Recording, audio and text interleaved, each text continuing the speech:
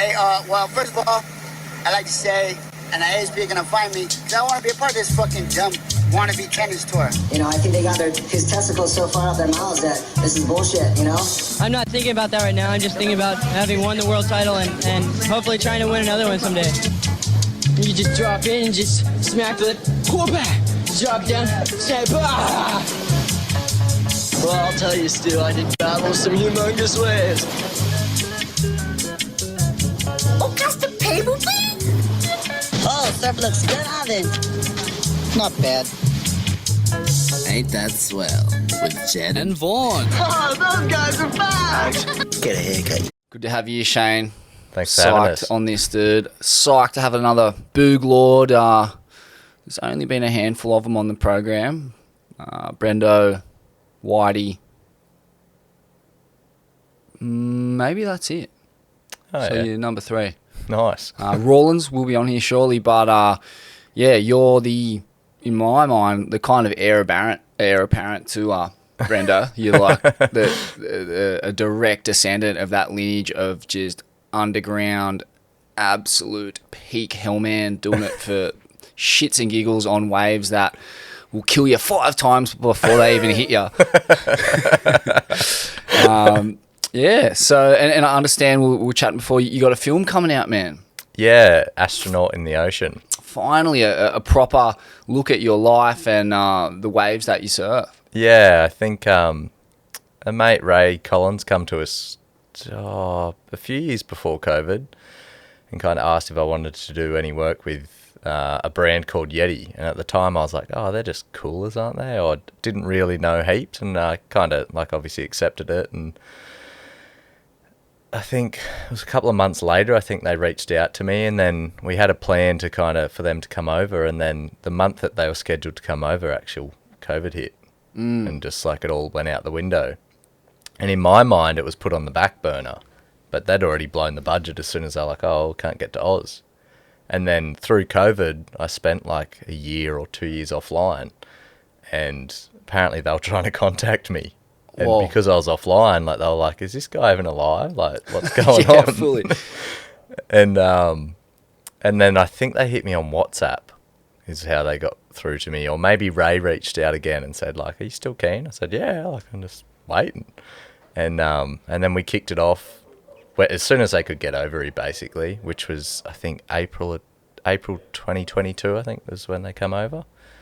So I spent 9 days with them, I think. We were running around kind of, I guess, filming the like my lifestyle of working with cranes, and then we surfed, but there wasn't really anything. We got actually a real good day's diving with Russ Björk. Oh, classic, yeah. Yeah. And then kind of interviews with mum and dad and just all that type of stuff. And then who else? They interviewed Russ, Tom Carroll, and Mick Fanning was one that I didn't expect to be added to it. So Have you seen or heard what his involvement is? yeah, I've seen the film. Yeah. Yeah. Okay, of course. So the it's finished. Yeah. So I flew over to New Zealand in April this year. Yeah. And got to watch it on the big screen. Wow. Which was pretty surreal. Wow, that's so exciting, man. So it's soon going to be released internationally in Australia and elsewhere? So it's currently in the London Film Festival. Right. And I think it's in a bunch of others. My understanding of it all is they kind of submit it into film festivals and do that, like keep it exclusive. And then my guess is mid next year it'll probably get released, I think, on the Yeti platform, like as in their YouTube, I think is how it comes out. Oh, man, that's so exciting. It's funny, like when I watched... what's Kirby Brown's film called? Facing Monsters? Facing Monsters, yeah. That was how I described it. I was like, yeah, this is like almost like another planet. It's like it actually did really seem like Astronaut to the ocean. Like that's you're navigating this terrain that's, you can't even see land a lot of the time, and you're finding like new realms on this planet that you can explore. And it just seemed like another planet that he was in, and it is another planet because it's a version of our planet that no one actually gets to see or experience. No one's tapped into that stuff, or very few. Very few. Yeah, there's a few boys that do, but I mean, they did a great job of documenting like the unseen and whatnot. That movie's pretty crazy. I actually caught up with Kirby. Might have been when we were kind of coming out of COVID. I think it was even potentially before I did this film. So, but yeah, he's doing well. I think he's pretty grateful that he's still able to walk and stuff like that. But he's a weapon when it comes to cooking. Oh, is he? He's a weapon. Is that right? What's his specialty? Everything. Lobster mornay? Fish mornay. Like we did jewfish wings. Like we had this abalone fritters or something like that. Like just true. Fritters are so underrated in the fish world. Yeah. You reckon? Yeah, you can make definitely. almost like even catfish fritters are pretty mental. Like any kind of fucking torched fish, turn them into a fritter and it's epic. Carp fritters. Fuck. I mean, I'm sure it's possible. I'm sure there's a recipe out there. I don't know if I'll put my hand up to taste test that one, but Nah. I think I don't know, man. Out where my family's from, Forbes and that, there's a lot of carp, and there's a few Chinese families I reckon you could knock on the door, like that run the Chinese restaurant, And give them a they'd big old take it. carp, and they'd cook you up a carp fritter. You'd be frothing. So that's interesting. So what's Mick's role in that film? Because he was like, he copped a hectic blast. I remember the Snickers ad, the controversial Snickers ad, what was the line in it? Like, I can't remember. Something about if your body, if I don't eat a Snickers, it's something about being nuts. You're nuts if you bodyboard or something like that. And he got fully cancelled by the bodyboarding community online. It was classic. I can imagine, yeah. And I remember, he's from that era too. Like the early 2000s was a period where surfing was kind of, tooting its own horn real hard. And meanwhile, and surfing's it's at that point, it's just 4 to kind of 8 foot, point breaks and the odd reef. And then, at the same time, bodyboarding is beginning this kind of astronauts of the ocean scenario where the generation of bodyboarders from that period are finding waves all around Australia in particular, pioneering all these slabs, and just mate, it blew surfing out of the water. It was 20 to 30 years ahead of you couldn't surfing. compare. You couldn't compare the two in my eyes. Nah, it was wild. It was wild, man. And I was a teenager at that point, and a bunch of guys in those videos, the early tensions and stuff, were from the part of the coastline I was from, and I would sit there and I would just in pure awe of the waves they were riding, sitting next to them, watching these films, and from that point on, I understood that at the end of the day, I really respect people who get fucking thoroughly tubed. I want to watch that. Yeah. And to me, that's the pinnacle of oceanic experience. And it doesn't really matter what craft you're on. And you look at, say, George Greeno with kneeboarding, and he was getting so deeply tubed back in the day, so far ahead of Time. stand-up surfers. Again, 10 to 20 years ahead of the game. And then, surfing and bodyboarding didn't really exist at that point. Nah, probably not. But the shape of the crafts, the Greeno, the spoon, and then it was kind of closer in design and line that he was taken to bodyboarding. And then bodyboarding really pioneered tube riding on Heavier less than perfect waves. slabs, heavier waves with the line that you have to take, and it inspired an entire generation of surfers.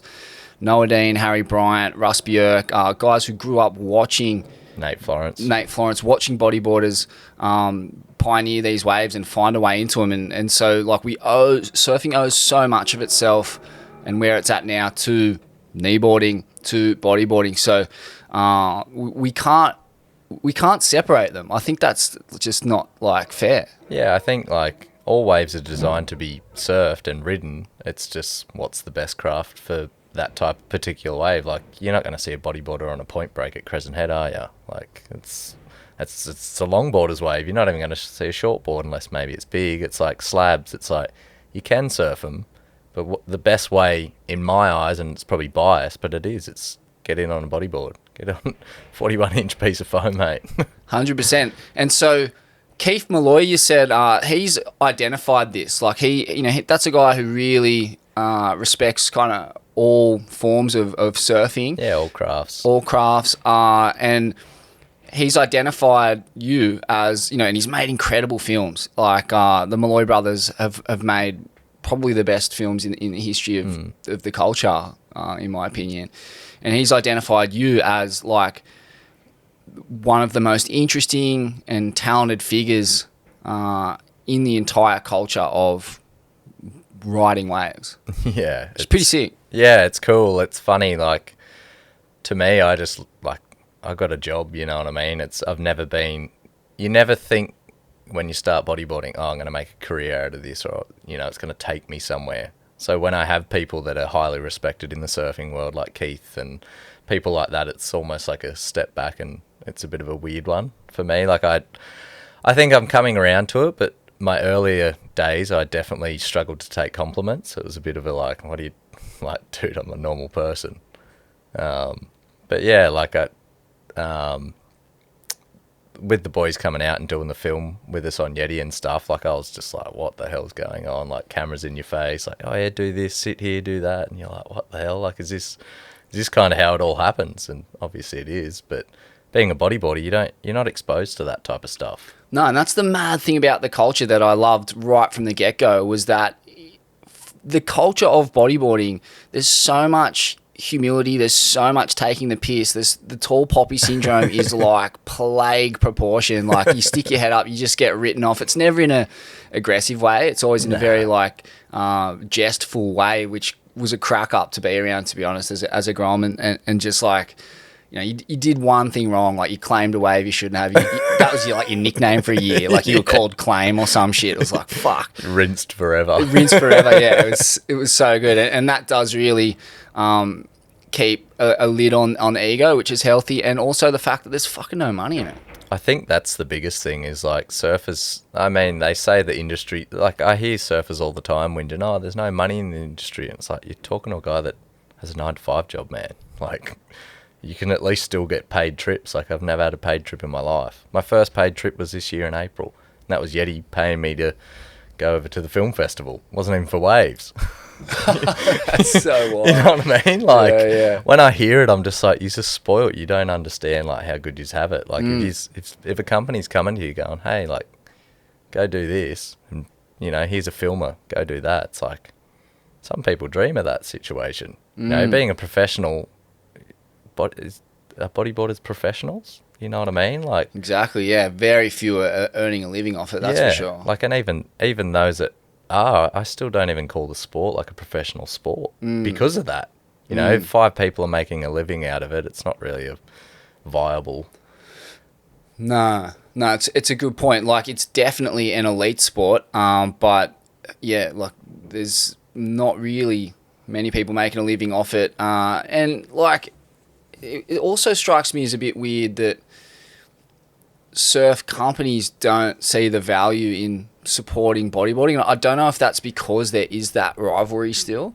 I feel like that's breaking down, though. For sure it is amongst the elite level guys. Yeah, that but surf the general public, the marketing people, like Yeah. all that kind of stuff. I don't know if they're from a different generation, potentially. Potentially, yeah. Like, it does strike me as a little bit weird. Like, why Red Bull?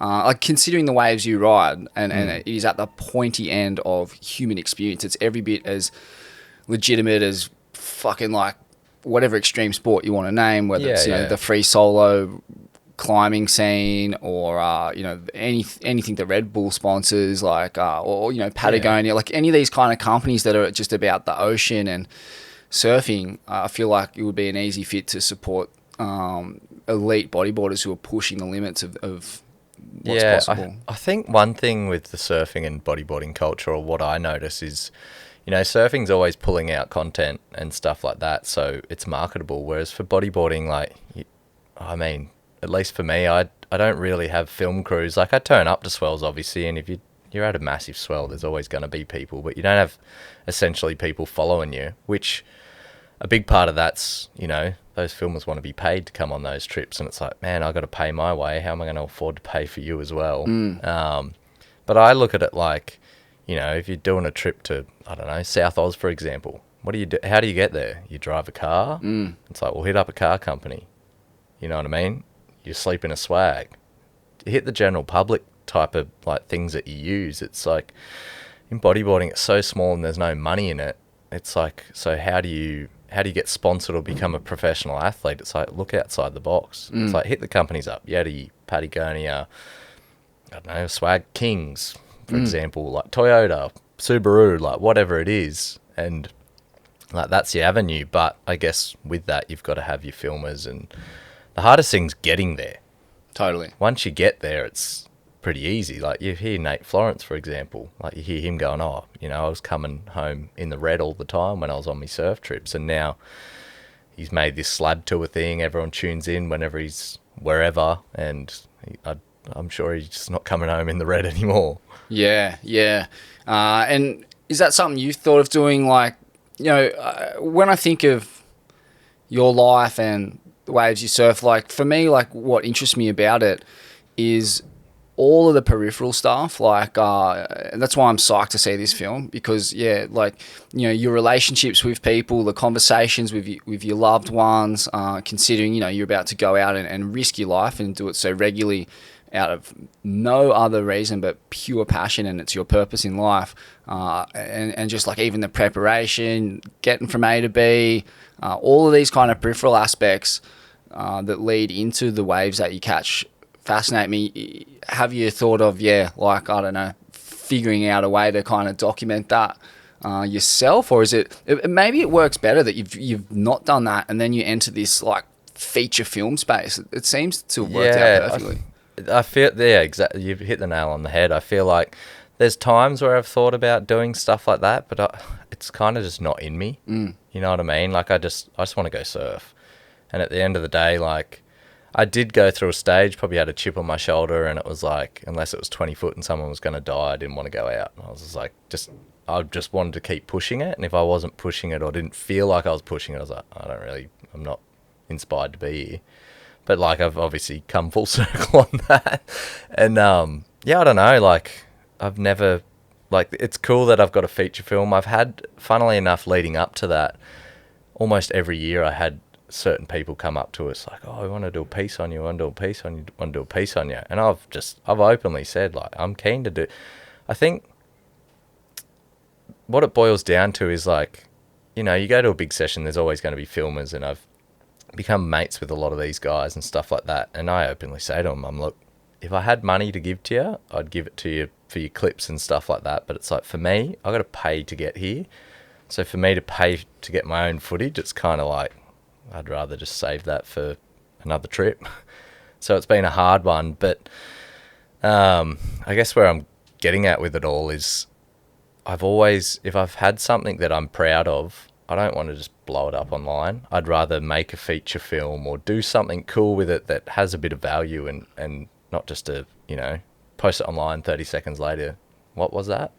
Good for you, dude. Because, it's kind of a waste. Like, even the whole, like, even making feature films that just go straight to the internet, I find a bit odd, because it gets lost. It's like, the internet's like a river rapid of content, and shit just shoots out of it, and it's gone into the ether. And unless you've bookmarked it, or, like, you know, it's not like you have a DVD or a VHS staring you in the face every day like you used to. They were the best days. They were the best days, and you used to rinse that shit, rinse and repeat it. And it's just not like that anymore. Even like magazines. Fully. Like, your biggest dream as a Grom was like, can I get a photo in a magazine? Like, that was, you know, the bee's knees. And still to this day, like, I guess you could almost call me old school in that sense. But I like, same thing with, like, if I get a good photo of something, I'm like, God, is there any magazines that want it? Like, I'd rather hold it off and not show anyone and potentially get it featured, even if I sit on it for 3 years, than just post it online for a few clicks. Like, to me, it just does nothing for me.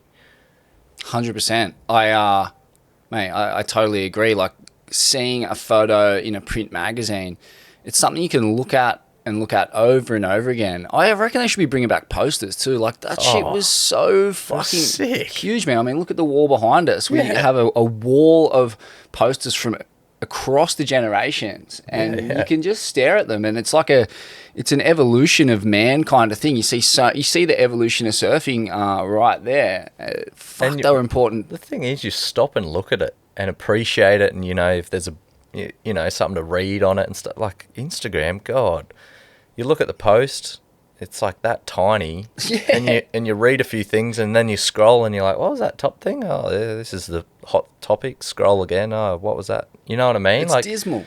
It is. It's disgusting. It's fully disgusting, and it's fucking toxic to your brain. Like, it's Yeah. so gross. Do you remember your first spread, or like Yeah, I do. yeah, what was it? It was I've spent how long offline? Like probably the last 6 months. We've been kind of tit for tat, and I've kind of gone on briefly to try and contact certain people and then come off. But the video I just posted at Bomie. Yeah, I was just watching that. Yeah, that was I think that was the biggest turning point. Whether you call it a career, or that's where I guess I started projecting, or like for me personally, I was like, oh, like big waves, like this is scary. Like, you know, you're scared, and then you go home and you kind of like, oh, you're still buzzing. Like you buzz on that for weeks, if not months, that type of stuff. And growing up, like I used to love doing my spinners and, you know, just your basic, like just going down the local beach with your mates. And then Bomie was always that looming, I guess, big wave that was scary and stuff like that. And people like Brendo, you'd see magazines with them on front covers and you're like, wow, like what would it be like to even catch a wave like that or have a photo like that? And you won't, like, it wasn't like you're going out there to get photos because you wanted a photo. It was just, I don't know, it's what you aspire, you're looking at it, you want to be a part of it, you want, I don't know, like I look at like films even these days and it's like, what's it like to make a film? You know, like everything you post online, it's just like comes and goes so instantly. I want to be part of something and like work towards it with people and like be a bit more meaningful. And yeah, I guess like that's where the Bomie, like I kept going out to that, like kind of chipping away at that. And then at the time I was working in the mines and I seen a swell and heaps of people were going, oh, you can't, I think it was Facebook days, like this is pre Instagram. Yeah. And yeah, it was like, oh, you can't surf it. And I'd already surfed it a few times, kind of solid. And I was like, that was like, I fixated on that wave for a few years. And I remember driving down from the Central Coast and turning up, and it was just like as raw as any swell gets on these coastlines, like big, raw, kind of cross shore, on shore, like just ugly. And I was like, yeah, I'm doing it. Like, this is the day I want. Like, I want a piece of the pie kind of thing. And I went and suited up, and I'm walking down, and this mum, I still don't know who she was or anything like that, was like fully palming me away, going, you're not allowed to go out there. And I'm like, what? Like, do what I want kind of thing. Yeah. And I was at that age too where I was probably pretty rebellious and like, fuck off. Like, anyway, like went out there and the current was so intense. That's something you can't tell at that location. When it's big, and you were like almost on a treadmill just to get to the the takeoff. Wow.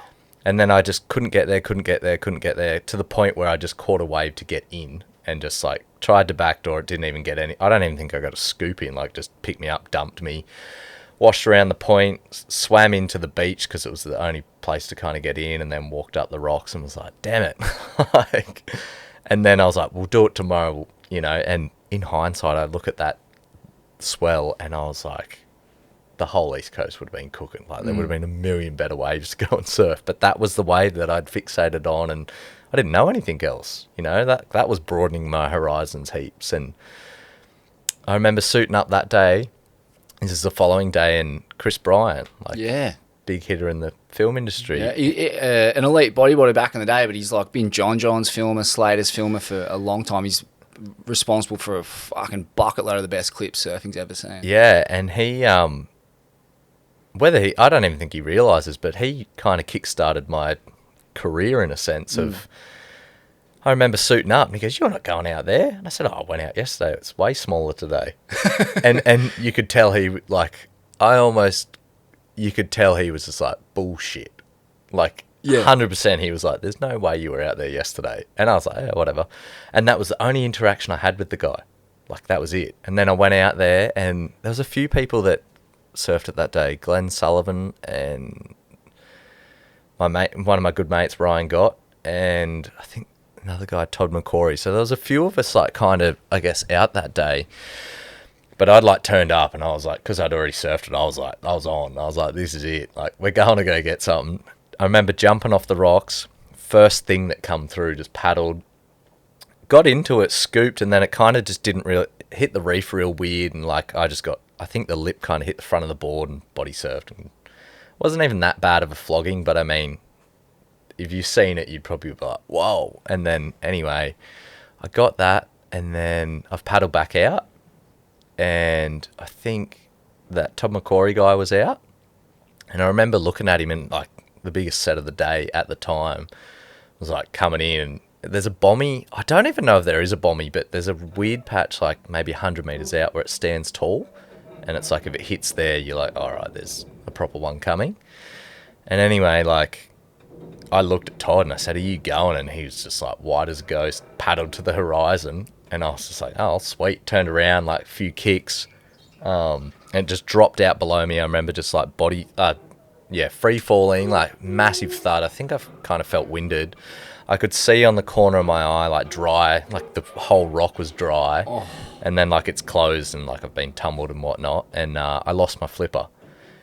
And I was like, fuck, like damn. And I didn't even know it was that big, to be honest. Like, because like when you free fall and like I hadn't had many experiences in those situations, it all happened so quick. I was like, oh, it's tiny. Like, you know, you look at a big wave, and I guess when I was that young, like free falling, you'd feel like it was an eternity. Whereas for me, it was like, oh, it wasn't that big. It must have been like a 4-footer. Anyway, like I've lost my flipper, got washed around the point, paddled in. There's like the point kind of sticks out and you can get in behind it. And I've got in and I've run up to the car. Fuck, I've got another fin somewhere here. Got another fin, ran back down and then jumped back off. And I sat out there for a while. And in between all of this, I think, so I got that one.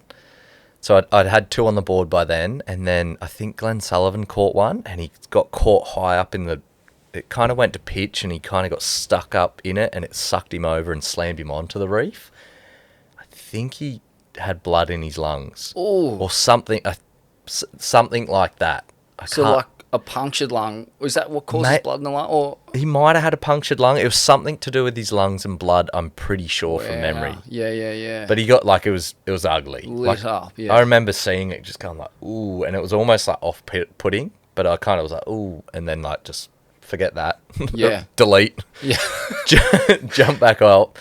And I sat out there for a while, like kind of waiting for one, and then one, I was like, and then it got to the point where I found myself surfing. Bomie is like, it's like a bull out of a gate. You jump off the rocks and it's just like go, go, go. Because as soon as your adrenaline wears off or you sit out there for too long, like the mind games hit pretty hard and you're kind of like, all right, I'm out. So like a big session's like 3 waves is a huge session. You know, it's a pretty like in and out kind of thing. Unless like, I don't know, I definitely have had good days out there where you're out there for like 2-3 hours, like just picking them off, but it's probably not 10 foot and dry. Fuck, it's such a radical wave. It's definitely one of the most unappetizing waves in Australia. Yeah, it's the worst wave on the East Coast, what everyone says. Yeah, but it's so interesting that you choose to try and scale that peak, so to speak. Like it's... Why? Like, why that wave? Like, and what's the process of getting to the peak of that wave? Is it like, you know, do you really watch it and map it out, or is it... Growing up, like, you would surf Kaima Wedge and Mystics and places like that, and in the background, Bommies. So there'd be times, like, growing up, you'd be like, oh, Bommie's got waves. We'd go out there, and even if we didn't surf it, you'd sit on the rocks for, like, 6 hours just watching the place. And I guess, like, if you've spent enough time at a wave, and I guess depending on what you're chasing, you start to visualize yourself in positions going, oh, well, that was a good one. And it was kind of like that, you know, and it was years of it. Like, people just see, oh, those crazy waves, and it's like, man, I've visualized, and like I spent so long on those rocks, like hours and hours and weeks, probably, you know, every time there was a potential swell. This is before I even knew how to read a forecast. You just catch the train and be like, oh, whoa, it's on, kind of thing. And then, yeah, I guess that's where it come from. It's just like, because I visualized it so much, it was like, well, it's time to put it into practice and see if I can do it. That's so fascinating. It's what I love about surfing too, is that you can spend so long meditating on waves, just watching them, and it's a beautiful thing to do. It rips you away from the stresses of ordinary life and the matrix and technology and all that fucking gibberish that just runs you down, and you just it is a full meditation because you're visualizing entry points. You're watching for ones that are makeable. It's just like it's like a natural Sudoku puzzle that you can at some point then convert into real action, as you did. Yeah, and I think like that. Yeah, like I said, I fixated on the place forever, and then like I didn't even look. I didn't care about any other wave in the world. It was just like I was just fixated on this wave, and like I said, like people write it off, but it's because all you see is what's online, or you spend 2 minutes on the rocks. Mate, things look very different from the lineup most of the time with waves. Massively. It's particularly when you're behind it and you're about to scoop into a big tube, whether you make it or not. That's the cool thing about what you do as well. It's like you're getting into them. Like sometimes the wave doesn't comply and give you an exit, but you've found a line in and you've got yourself into a safe enough position where you can fall with a bit of control, or at least like Tactical airdrop. Yes. Like obviously there's great skill. You're like a stunt man, and you're proving what's possible because you're getting into these waves. Like that. Fuck, they don't, to the untrained eye. A wave like Kaima Bomie looks completely unsurfable. It doesn't really even look like a wave, but like you said, you watch it for long enough, and there's lines out there, definitely. I made one on a swell where they actually had I think a world tour event for bodyboarding. It was held in Kiama, and I went out there, and the funniest thing was I made the first wave, and I was like, wow, I haven't made one out here in that size at the time. And then I was like, yeah, I'm on. And then the next wave just went bone dry and just went straight into it, jumped, picked me up, threw me over the reef, and didn't even touch it. Wow. Touch wood too, I've never hit the reef out there. This is the crazy thing about your journey, is that you've suffered so few injuries despite surfing and wiping out on, for sure, like probably a dozen of the heaviest waves ever ridden, ever paddled into, let's say. Touch wood, I've never had an injury. Nothing that's kept me out of the water. That is insane. It's so hard to fathom that, apart from the fact that on some subconscious level, you're doing it for the right reasons because there's no exterior motivations. You're not in it for the money. You're not in it for the photos. It's like you're purely driven by passion, and in doing that, I guess you're just like so locked in to...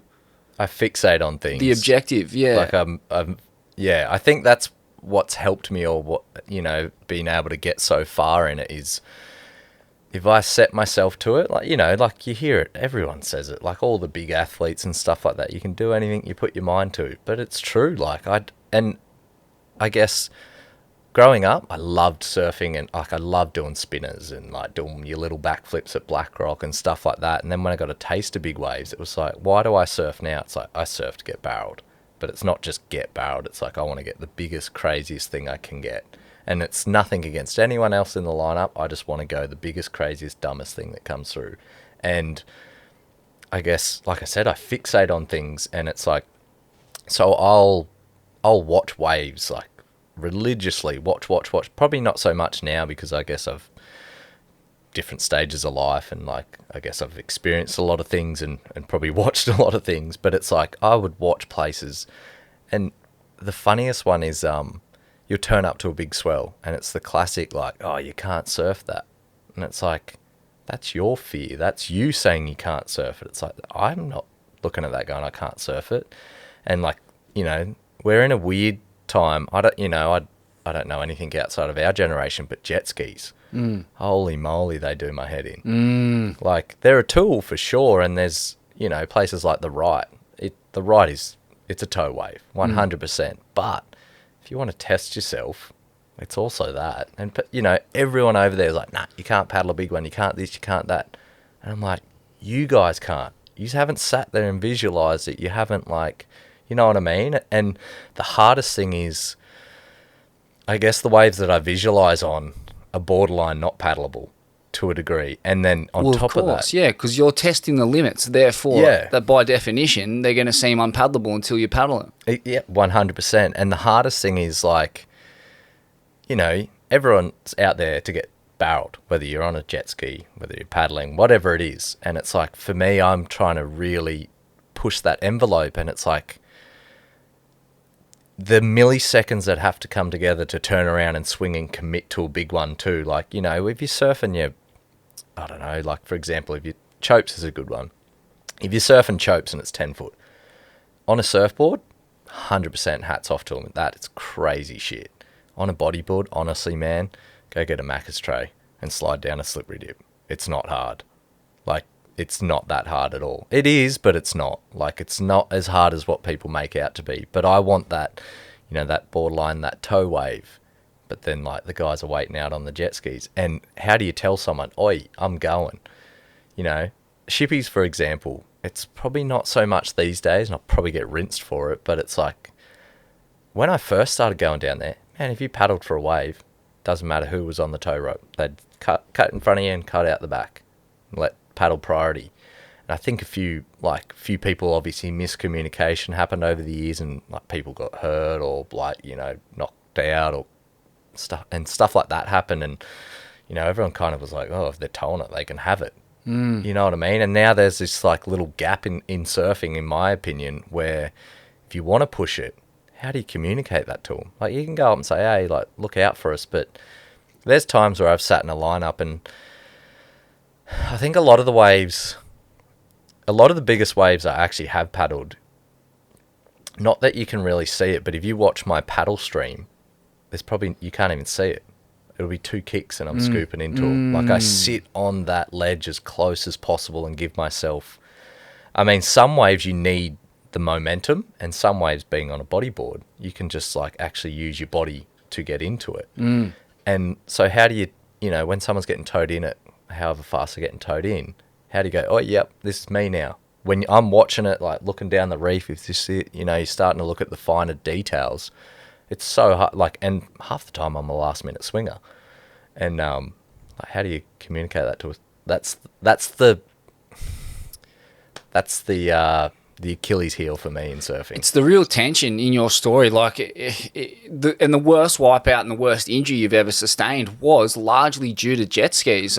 Big time. At the right? So, like, you're fucking trying to paddle. It's all time conditions for that joint, as big as it's maybe ever held and clean. It's as good as I've ever seen it. Yeah. Like, since I've known about the place, and like, you look at the shots and still, you compare them to all the sessions and they're still like, that's like, you know, in your lifetime as a surfer too, a lot of surfers, I guess, like, that are pushing the envelope, or like, you know, professional surfers and that, you only get a handful of like wow moments in your life. You know, some people only get one. And they can make a career out of it. And it's like, that thing, I feel like I got robbed by it, in a sense. And it was no one's fault. Like, I'm not pointing the finger at Jake or Henry and that. I'm good mates with them, and I've, you know, spent time with them diving and stuff like that. It's just, it's just a weird one. And I think because there's not many people doing it, how do you communicate it? It's totally, and the windows are so tight. Those waves are so rare. You know, you can't waste them. There may not be another one like that once for in a years lifetime. or ever. Yeah, it's a once, and that's the hardest thing. Is, I guess, the stuff I'm chasing or pushing or visualizing and all of that stuff put together. It's like I'm chasing once in a lifetime opportunities. And you're experimenting, on a very finite resource. So, like what I just said, you can't waste them, and people are fearful that in your push to push the limits that you may end up wasting it by not making it, or and it's a very high likelihood that you won't. But at the same time, we can't die wondering as a culture. Like, we're here to test the limits, and that needs to be respected at some level. And that, mate, I'll put it on our Instagram or in this video that's going on YouTube. That photo of the one that you get sucked over on it, essentially, right? That's the start of a 3-wave hold down. Yeah, mate, that photo is almost unfathomable due to the sheer volume of water draining off the ledge there. It's for sure the craziest volume of water I've ever seen draining off a ledge.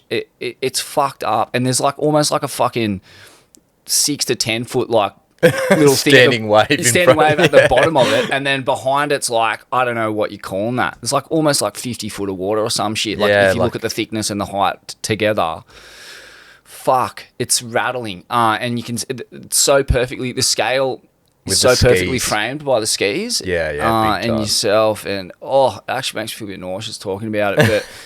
That was it. That's a crazy story. So, essentially, what goes down is that there's a bit of a miscommunication between yourself and the tow team, and who are mates of yours now. But what happens? You end up having to kind of abort because they're whipping, and then also so- dive under the ski or something. The one thing with the right, and I wouldn't say it's just the right. It's social media. It's what we have access to nowadays. It's a great great platforms and stuff like that. But the ride especially is everything you see of it is slow motion. It doesn't move slow. It does not move slow at all. Like, man, that wave's over in like less than 10 seconds.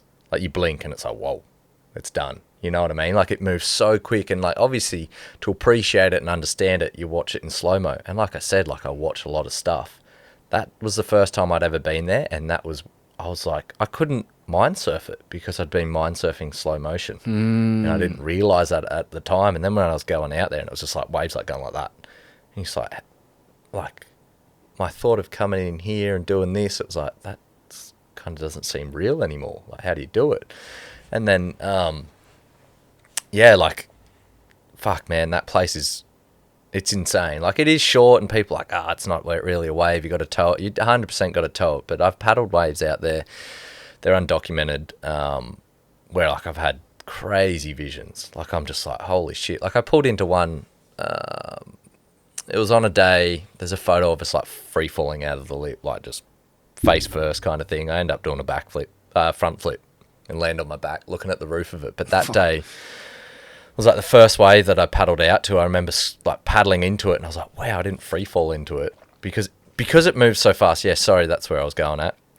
That wave, the start of that wave where I get sucked over, because I'd surfed in the morning, I kind of got an understanding of where I wanted to be and the wave I kind of wanted to get. And like, honestly, deep down, I was like, I don't know if I'm going to get it this session. You know, I'm still learning it. Like, there's so much to learn out there. And then, when that wave turned up, I was like, I'd already done my homework in a sense. It was like, okay, where I'm sitting, I'm in a bit of a safe zone. If a proper big one comes, I can get out. But if I want to go one, I'm not stupidly far out where it's like, you can't do that. And, you know, those things were coming in that big that they were kind of giving you almost a bit of a heads up they were that far out.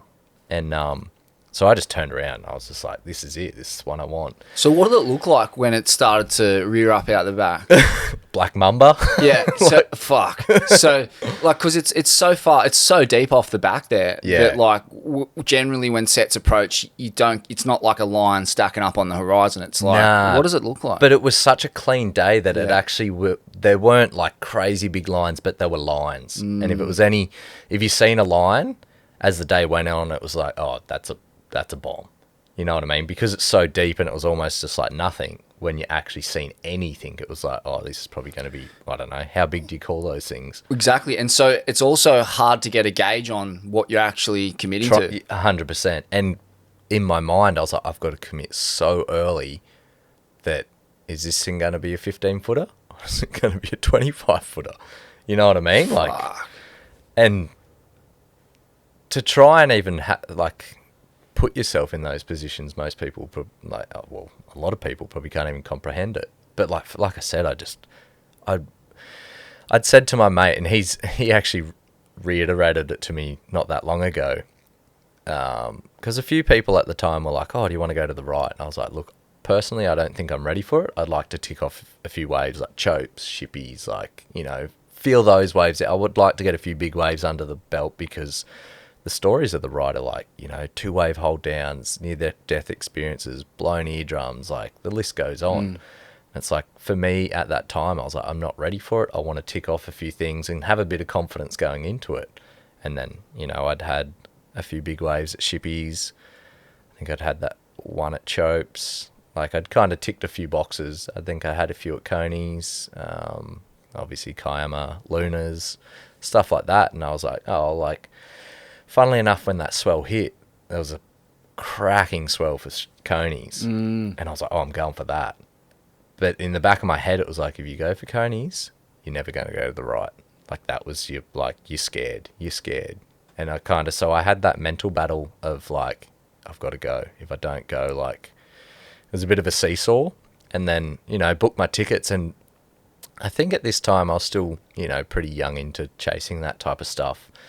That there'd be times where you'd fall asleep and, you know, restless night sleeps, like flashbacks, or like you're just like, oh my God, I'm going to fucking snap my neck or whatever it is. And then when I went to the right for that swell, it was almost the passing of the torch. I don't know if that's the right saying, but it was like I didn't have any of that when I fell asleep. Like I was dead to the world. Woke up feeling fresh, and I think subconsciously in my mind I said, like, if this is too hectic, you don't have to do it. And that's the beauty of having no financial pressures on you. Like, yeah, it's and probably why you've largely stayed intact. I find when people have travel budgets and photo incentive clauses and all that kind of peripheral stuff, it's a distraction. It blocks you what you're actually there for. Totally. And it enters your decision-making process, and you can't allow in life and death situations for that kind of stuff to be playing any factor. Yeah, influencing your decision-making process, and you don't have that. Nah, and I think that's what I've been very fortunate enough to have, in a sense. Like, people like go, oh, it's crazy, it's this, it's that, and like, why aren't other people doing it? And it's like, man, like, some of the best big wave surfers in the world, they've got financial like, that's their money income, and it's like, you can't tell me that's subconsciously not playing on your mind. Whereas for me, like, I was like, hey, whatever, get hurt, fix myself, go back to work. Yeah. You know what I mean? Yeah. Like, she'll be right. Fuck. Yeah. And so what ends up happening on that actual wave? Oh, yeah, so back to that, it turned up, and I was like, yeah, this is the one. And I looked at the tow teams before I actually turned, and I was like, no one's going. Like, this is the one. It's the one I come for.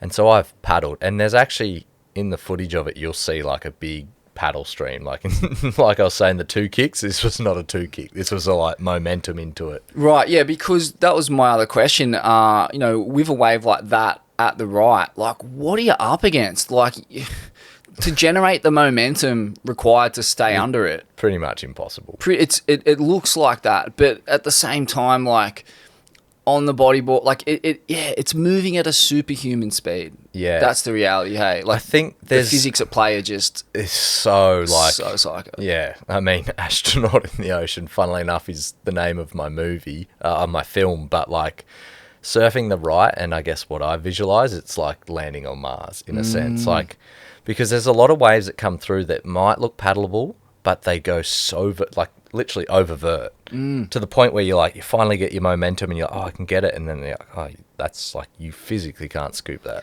Is there any marginal tweaks in equipment that could allow for it? Like a different flipper or board design? I don't think, well, I use weighted boards. But I think this is the thing that eats me up, and like, I'll never get that opportunity again. But the thing is, that wave didn't go vert.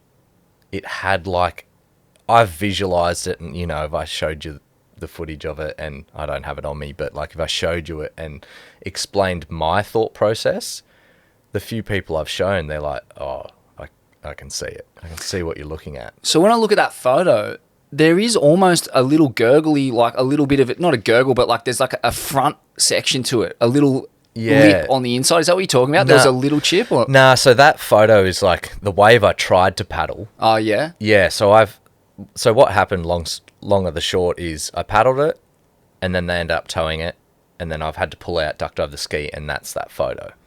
Right, so you've gone to paddle for a wave. Which is what ended up getting the cover of White Horse of Jake Osmond. Ah, wow. Well, there you go. How cosmic is that? And so, right, so you would have seen that clip. Yeah. Because that clip's done the rounds. And the way they frame that and everything, you can't even see me. You know, Just a footnote in history, mate. Yeah. Like I remember when it first came out, like, and everyone was like, wow, and I was like, no one even knows what happened there. Wow. Like, you can't see me, like, because it's just either the wave or even the start of it, you just see the jet ski. And because the jet ski spray and stuff, it kind of covers my paddle stream.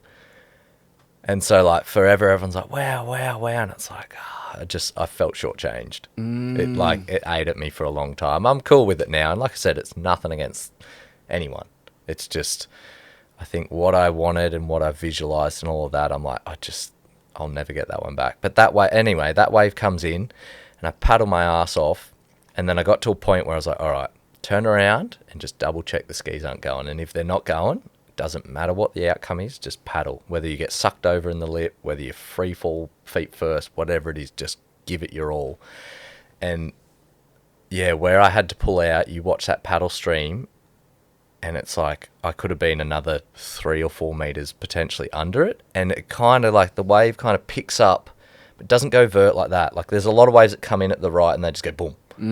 And it's like, oh, fuck, you can't do that. Whereas this one kind of come in and you might have free fell the top part potentially, but it was kind of like almost a down ramp and then it bottomed out. So like being on a bodyboard, I was like, you know, you kind of maybe would have tactical airdropped or you probably would have free fell a little bit potentially.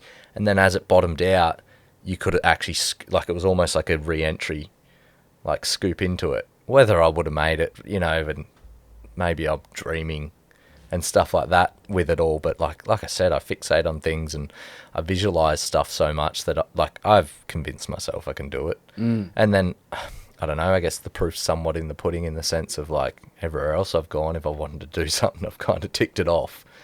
And yeah, so anyway, I've had to pull out and I've turned around. The skis zip past me and it's like meter you away. Like I'm looking the guy in the eye, just going like, whoop. And instead of duck diving, I've just like throw my board to the side and just like kind of dip my head under in a sense, pop back up, and then that's that photo. And I've gone to actually ditch my arm rope to just swim to the bottom, and it got stuck on my elbow and I was just like, I don't have time for this. But I actually don't remember how big that wave looked because I was like kind of head down. I could only see like, you know, you put your head down, you can only see so much. It's like paddling into a wave. You know how you kind of put your head down, you're not really looking at the whole picture. Yeah, so I think I seen like that kind of little standing gurgly part, and I was like, oh yeah, whatever, and like kind of duck dive. And in the footage, you just see like, you see my board and like me obviously go through, and then you see the board getting stretched and getting pulled over, and then it just goes mutant. Like it pretty much went dry, that wave. And when you actually surf the place, if it's a clear enough, like if the ocean's clear enough, you can actually see the bottom. Like it's not like this deep, crazy Bomie where it's like, oh, you can't see the bottom. Like you can see it clear as day. You'd be like, I don't know, 4 meters deep maybe? I don't know. That's actually a place I wouldn't mind diving just to understand it. Totally, that'd be a good idea. Yeah, and so you end up getting a 3-wave hold down and essentially... by the sounds of it, like lose consciousness, like a blackout, oxygen underwater. Deprived. Yes, but your mouth stays shut. Yeah, but I didn't black out. Right. So I've come to the surface and yeah, there's so many, like I've had so many questions for so many years about that whole thing because, I mean, I don't really remember it. I don't have a recollection of it. And then funnily enough, I caught up with Chris Bryan and his wife. I think she's a chiropractor or something. But anyway, that come up in conversation when I was there. And I've never been able to talk to anyone about it. I guess like I asked people and they just don't understand what had gone on. And she's like, no, you've been oxygen deprived. So you haven't really damaged your brain as such. It's just you might have a little bit of loss of memory from that moment. And so basically the rest of that day I don't remember. But the following day I woke up and, you know, wasn't like, oh, where am I? What's going on kind of thing. But forever I was like, was I unconscious? Like what happened? Like, you know what I mean? But apparently I popped up. They've obviously all run in because every wave they're kind of the suspense of like, oh my God. I had no flotation on either. I popped up. They've thrown me on the back of the ski and one of the boys, I think it was Henry, the guy that towed Jake in. I think he was the one that picked us up, and apparently I was lifeless. Like, are you all right? Are you all right? Like, I think I was sitting like this on the back of the ski or on the sled, and but just not really communicating. Sitting upright, Yeah, kind of cross-legged on the sled, but not like spaced. heap spacey. Like Yeah, I mean, you do see it like at jiu-jitsu and stuff like that when guys get choked and lose consciousness, and they come to, but they're not cognizant for a while. Yeah, you're still kind of like, what's going on? Like, where am I? Yeah. And I think the same thing. Like, it was pretty much like I got choked out. Yeah, it's so interesting though to have that experience, but not take on any water. It's wild. Yeah, I think, to be honest, a big part of that is probably the diving.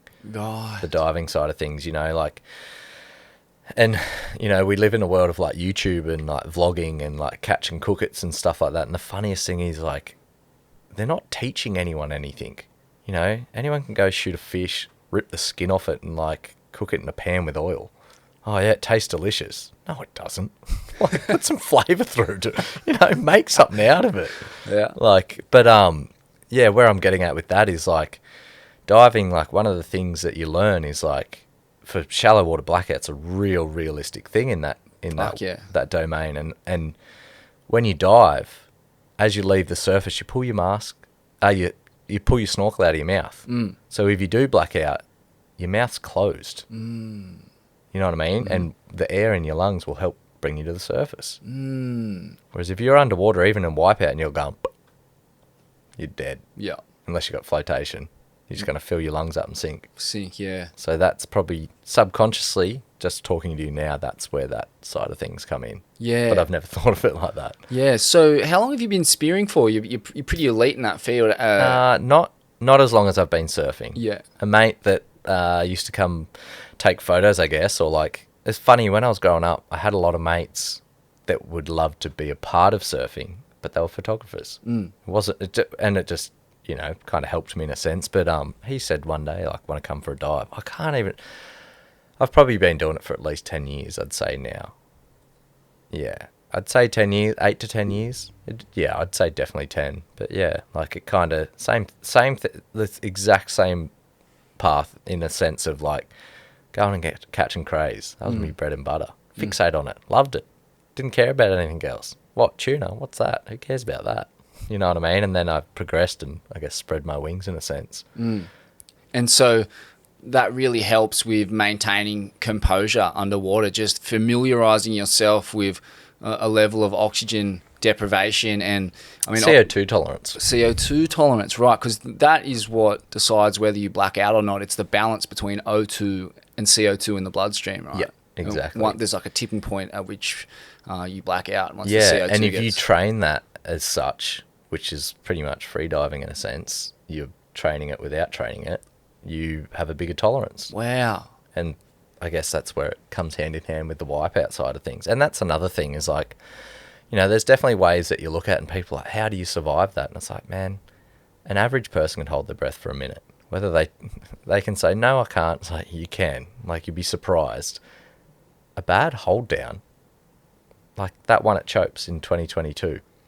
There's footage of that when I go down and pop up 7 seconds or 6 seconds. That's crazy. You know what I mean? Like, obviously that you're not in a relaxed environment and stuff like that, but like 10 seconds isn't long. Nah. Even if someone's punching, you can hold your breath for 10 seconds. Yeah. But people don't think like that. And I guess for me, like, subconsciously the dive aspect come into it, and it's just like, oh, I know I can hold my breath. Like, she'll be right. So. It's fascinating. The CO2 tolerance. Yeah, okay. That makes a lot of sense. And so, going back to the early days, like, where did you grow up? And tell us a bit about the early years. I grew up in Wollongong, and, you know, like I say to everyone, it's just like, I went to school.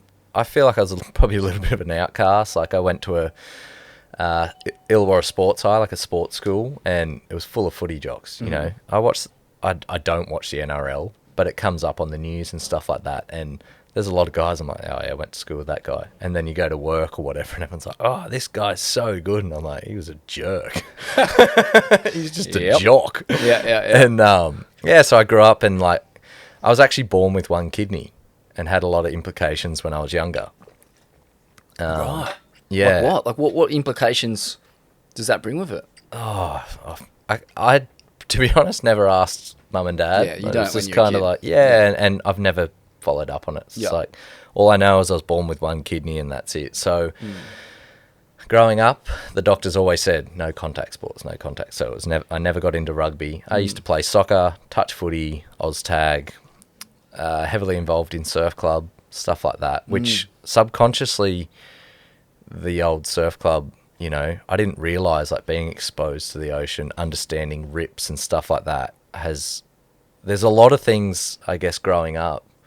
They're all, you could call it the 1% club. It's like all these little 1%ers have made me or like taken me on this path. And I guess I've had a lot of confidence and it's like, oh yeah, like I'm sweet. But subconsciously it's like, you know, the surf club background, the diving aspect, you know, all these types of things all build up and add as one.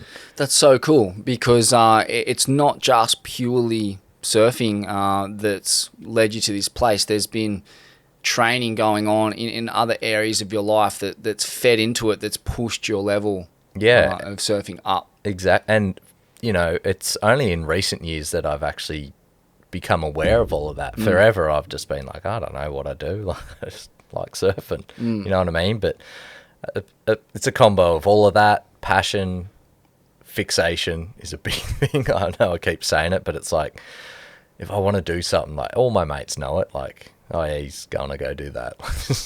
Let him do his thing kind of thing.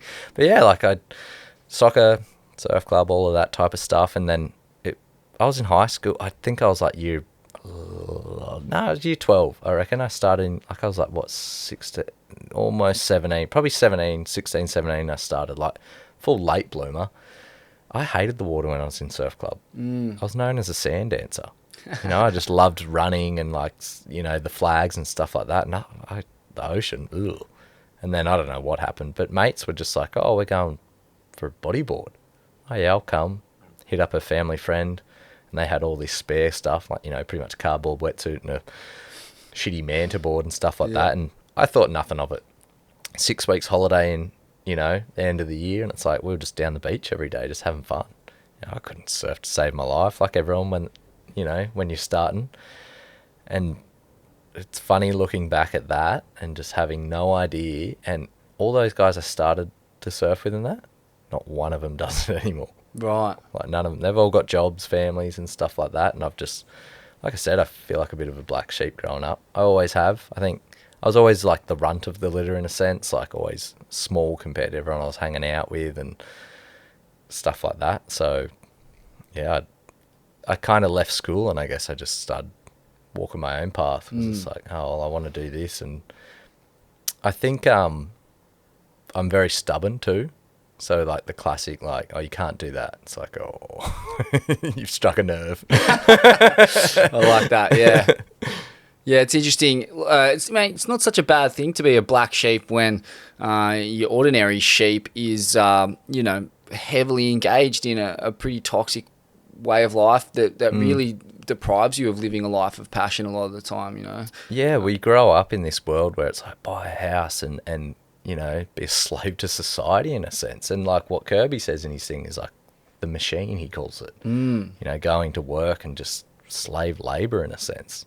It is. Well, it's designed like that to, enslave you and stop you from having the time to get educated and get active in creating a parallel way of life that's more, you know, based around human needs and wants and desires and happiness and joy and all these things that just aren't even a factor in the machine. It gets taken away from you. Big time. And like, it's so funny, like when COVID happened, I lived in WA for a bit and long of the short of that, like the job that I'd been at for however long, I'd kind of was like, oh, I'm on COVID money. Woohoo, I'm sponsored for the first time. Like, let's go. And, Uncle ScoMo's surf team, how good. Mate, it's the only time bodyboarders have ever had a paid gig. So you had to ride that one for as long as you could. I come back to work, man, and like there were so many guys that they were like, when are you going to get a house? When are you going to get a family? When are you going to do this and that? And I'm just like, I've always just ran away from that forever. It's not because I'm scared of it. It's because I got things I want to do. I want to live my life the way I do, not the way society wants you to. And these boys had like bowel cancers and like they had all these serious things that happen. At pretty young ages, I'm guessing. Oh, like I'm pretty young in my industry. Yeah, like a lot of okay. yeah, a lot of guys are like 40 plus. Yes. You know what I mean? And This is the mining industry. yeah, or cranes. Like I'm Cranes. mobile cranes, Yep. which I guess leads into mining and stuff. But man, they come back and they're like, oh, I've had time off, and you know, it's kind of nice just like waking up whenever you're doing what you want to do, and it's like, and I'd just sit there and I'd listen to it, and I'm like, yeah, it sounds pretty good, doesn't it? Like, what?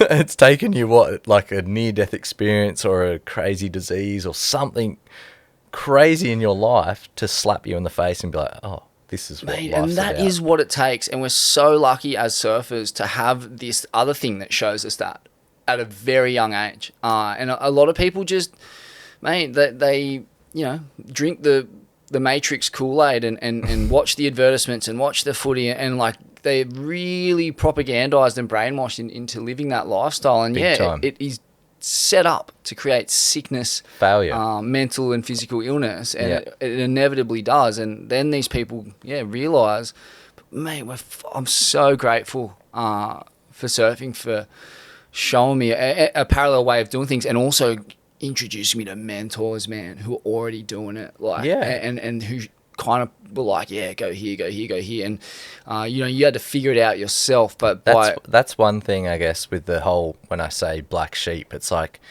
you know, the tension era. There was you know, all those boys are all like a bit of a mateship. And because all my mates just stopped surfing, I was like, you know, I had mates and stuff like that, but I never had like a core group that I hung out with. So like me trying to work out what forecast Shippies works on and stuff, I'd just fly down half the time and like, or I'd be chatting to the guys online of that area, and then I'd just fly down on a maybe iffy swell, just, you know, throw your hat in the ring and go, oh, hopefully this is the forecast for it. I never really hit people up and go, oh man, like, let me know when it's good. well, it's one of them unspoken things that you're not meant to do, right? Like, But they do it these days. right. Like, it's a big thing in, you know, like, it's not a knock on Nate, but man, the guy like travels the world, surfs somewhere, posts online within the week, go to the archives of the swell, you know where the wave is because he's, you know, everyone posts that area. Oh, yep, that's the swell for that. That looked pretty, all right, I'll be there next time. Fuck, and it's wild because you look at the left there, I mean, you can name it. It's Riley's, and it's fucking chockers now. It's wild how busy it is. So I've been wanting to go over there for a few years now, and I guess like COVID kind of stopped me from going over there, and I feel like a fumbling giraffe at the moment. I just haven't got on my feet to do it because, you know, we chase all the Southern Hemisphere, and then the time that comes, I don't get paid to be there, so I've got to work. And I was like, I'm in a position now, it's like, yep, I can go do Europe. And then I literally watched the Slab tour videos and was just like, nah, not going. Too many people. You know what's crazy, man? Back in 2010, I went and stayed with Fergal and Mickey Smith up in Lahinch, and it was so crazy. Like, I remember we chased this swell up to Sligo, and as we're driving in to this wave, this dude bails him up. Like, he goes, like, kind of waves him down, and Fergal, like, puts his window down to have a chat with him. The guy just fucking sprayed him. He goes, mate, you don't know what you're fucking doing surfing in these zones. Like, you're blowing it. Like, you're going to fucking destroy this place. Which is the craziest thing to say to him, because he was so conscious of not blowing zones out. Big time. Him and Mickey, you know, Mickey was an elite bodyboarder, and like found a lot of these waves up there, and they were very like, conscious of not shitting in their own nest, and yet he still copped a pretty hectic spray. And turns out that guy was right. Sadly, like, and I don't think Fergal's responsible for it, but Definitely not. He was the highest profile surfer to come out of Ireland, and there was crew even back then when no one, like in 2010, man, like, there was people bodyboarding and surfing. There was a full hardcore crew up there at that point. There was an Aussie guy, fuck, I've forgotten his name. He's big bloke with kind of a curly afro, white guy, used to do strikes to Iceland a bunch. I think he was on Zion. He was staying there at the time as well. James Coots. Yeah, That's the guy. Yeah, exactly. Coots, Yeah. And then there was another guy, Al, another blonde-haired Aussie bodyboarder who was like Mickey's kind of offsider, also used to film a bit. I think lived with Mickey. Yeah. And so that was the kind of crew. And yeah, so those guys were fully like, and probably for another 10 years plus before that was striking that zone. But yeah, like, I think there was a stage where like cold water places you were like, ooh, too cold. Whereas now it's just content. yeah, Like I find surfing is now like content driven. it is. And it's, mate, it's really sad because the format of the content, the message is the medium, right? So it's like Instagram, so much of it's powered through Instagram, and that's because that's where the money and the eyes are. But the sad part about that is like the money and the eyes being there is driven by this addiction, the dopamine addiction. The dopamine addiction for sure. And as a result, that sucked the resources, the capital out of the more like magazines and films that sit on your shelf, and these kind of things that are tangible and age slowly over time. They don't give you any dopamine hit, but they're so much more satisfying. It tainted professional athletes big time. I mean, in our world, like maybe not so much in the NBA and stuff, but you know, you can be just an average Joe, but somehow you're getting clicks. Company's going to be like, why would we pay John $1 million a year when we can pay Joe Blow some stickers? You know what I mean? And that's where the industry is now.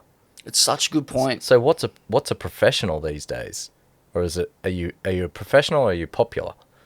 It's like, you know what I mean? Like, yeah, it's popularity is really what companies are after. 100%. Well, that's what sells. You want as many eyes as you can possibly get on something. It doesn't matter how good you are. If you're getting eyes, well, you know, you're going to sell our product, aren't you? Mate, it's so crazy. And one thing that I was taught by the bodyboarders where I grew up was that you never talk yourself up. No way. You never do it. Like, it's if just, you're good at something, people will tell you. yeah, and you wait for that acknowledgement, and you know, it'll come if you get good. And like, it was a refreshing culture. Like, I used to, you know, these guys were getting fucking like blown out of 6 to 8 foot nugs at twos and shit, and like they wouldn't. That wave's sick. So sick. And these pretty much were the guys who discovered it were from Tamara, I understand, which is crazy. And you know, this inner city fucking weird beach break, but like, and then I'd go home to Bondi, and I'd be in, like, you know, with all my stick mates and the board riders, and guys would be claiming like 2 foot tubes, like telling you about some fucking shit head dip, while those guys, like, they would never talk about what they did. Feature them on Barrel Dodgers Anonymous. Seriously, like, mate, if Instagram existed, they'd be there. And I was like, I was so kind of disgusted by the culture of claiming and the culture of celebrating your own achievements, and that's what's become the culture in surfing now. It's all about celebrating your own achievements, posting your own photos, pumping your own fucking tires. Pumping your own ego, yeah, exactly. And as a result, destroying waves. Like, a lot of these key content creators, like, the wave is a resource for them to exploit for their own personal gain. 100%. And again, that was not a done thing when I was growing up. It was something that was... You hold on to things. Yeah. You know what I mean? Like, a magazine comes out, 4 times a year. It's like you hold on to that thing. And then you'd read the magazine, you're like, where's that? When did that break? How old's this photo? Like, that type of stuff. Yeah. And it kept, like, I don't know, it was like an essence of, like, it kept the froth alive, in the sense of, like, you got to work it out. And then if you do, you're like, oh, I've hit the jackpot. Whereas totally. That's not it anymore. It was this cryptic puzzle that you had to figure out by putting clues together from various tight-lipped sources. You'd consult oracles, and they'd give you like they'd give you like this little cryptic clue, They maybe give you some crumbs, and you're like, oh yeah, eat them. Yeah, and it was great because it really protected these spots. And then finally you'd figure it out, and you'd get to that spot on the day, and there'd be a fucking like a handful of people there, and even those people, they'd probably give you a stink eye and be like, who's this cunt? Like, you'd be paddling out on your own. Yeah, South Oz still kind of has that mentality. South Coast, and like that was such a rad thing, and you would never consider paddling out at one of these waves with like more than one other person. That's the other thing, is like we travel in packs these days, and I think for me as well, for a lot of it, I've always tried to travel. Like I said, I'd just throw down money and be like, I think this is the forecast for this. And I'd travel by myself. And then in return, I was meeting locals. Like when I went to the right, it was funny. Not that session, the next time I went, I was in the car with Jared Foster and Shannon Worrell. Yep. And Shannon goes to me, he goes, you know, you're the first blow-in that I've ever sat in a car with. Yeah. Because you travel in packs. Yep. Yeah. And it's a way to divvy up the resources so it doesn't cost you too much money, but it's crazy. Definitely. When you do go solo, you end up saving money anyway because of that fact. Like, people respect you. They're like, oh, this guy's a true devotee. Like, and the other, like, devotees from the area, they shepherd you in, like, to their barn and get him in. Yeah, let you nestle in some hay and, you know, like treat you like baby Jesus. But they let you in on what it works best on and It's stuff, magic. like all that type of, like, way more comes from it. And like I said, like when you score it, you know, there's a pecking order at every wave. Doesn't matter where you are. Mate, you go by yourself, you nestle in with the locals. They're going to be like, if there's a heap of blow-ins, they're going to be like, oi, you go this one. You know, you get the penthouse. You really do. You go straight to the top. Yeah. And it's like, you know, you don't have to claw your way up this pecking order going, fuck, like I hope I get one. It's like you're welcomed with arms wide open because you've done it respectfully and you haven't gone and blown it out and posted a million photos and gone live and like, man, we live in a weird world. It's so weird. It just contravenes the culture that I was raised on. I can't believe it's happened, to be honest. Yeah. And that the people at the top of the culture are the worst offenders. They should know better than anyone. And they complain the most when these waves get blown out, and they complain about kooks and they complain about crowds, and it's like, you fucking did this, man. Don't you see that you did this and your friends? Like, aren't you guys having conversations? I've got a good one for you. So Timmy Benithan, he called us the other day and he's in Nazare. You know, he spends his 3 months a year or whatever it is in chasing the world's worst wave. You think Kiama's worse. At least you got a chance of getting barreled. Like, do you want to go get a big avalanche chase you down? Go to Threadbow. Yeah. You know what I mean? Like, Fully. Fuck, yeah, I'm not a fan, to be honest. You know, full respect to anyone doing that shit. Yeah, but same. I don't want to watch it. Yeah, I don't. I didn't mind actually the paddling. Or like they had a big wave paddle event there, and just not Jao Chunkery's brother. I've forgotten his first name for the moment, but Is that the Chumbo guys or whatever? yeah, Luca Chunker. That's right. Yeah. And just like watching him paddle it, and the way he'd find these kind of deep, super steep wedges, and there was like a bit of an art form in that. Kind of cool, but man. Kind of cool, but like, yeah. Why do you surf? Yeah. I surf to get barreled. Yeah, generally to get barreled, yeah. Yeah, but yeah, so anyway, Tim's called us and, you know, he's sitting watching 6 to 8 foot Nazare and he reckons it's just littered with boogers just doing big punts. And he's like, it's kind of shit. Like, there's no 50 foot swells and da-da-da. And then just before he hangs up the phone, he goes to me, he goes, it's kind of sickening, this place. It's so crowded and overpopulated. And I just said, Timmy, why do you think that? Like, you're the cause of this. Like, you've gone there, posted it in all your films and stuff like that, and you're whinging that there's too many people here now. It's like, you're the sole reason it's like that. Like, you're to blame. Like, look at yourself in the mirror and take some accountability. Dude. And that's one thing I think social media doesn't teach us as well. And, like, God, we're definitely better than the old social media, but accountability.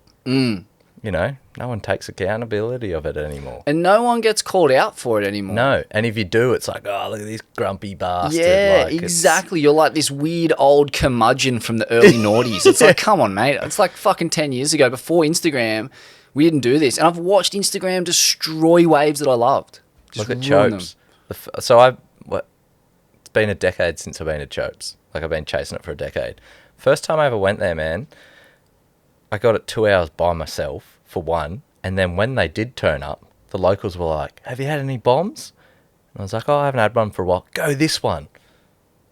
Do you reckon you're going to go anywhere in the world, especially the best place in the world, and get called into like a bomb? Good luck. Like, that new generation, like Matahi is a fucking legend. He's that old school generation. Yeah. Funnily enough, this is there's a few stories in this one, but I reckon you'll get a kick out of it anyway. Oh, mate, this is the place for him. All right, we had a little technical hiccup, but kicking off things from where we left off. So yeah, you were telling us about Moana Wong's partner, Teahupo'o. Met him at the New Zealand. The airport there. Yeah. And yeah, you're picking his brain about spearing, but what happened then? And then I just asked him, like, do you know any bodyboarders? And he was like, I think he mentioned Ben Player, and that was kind of the only guy that he knew of. And he asked, like, oh, have you surfed this place before? I said, yeah, I've been coming here for a few years now. And, like, I kind of opened up my Instagram to show him a video just to kind of give him a bit of reference.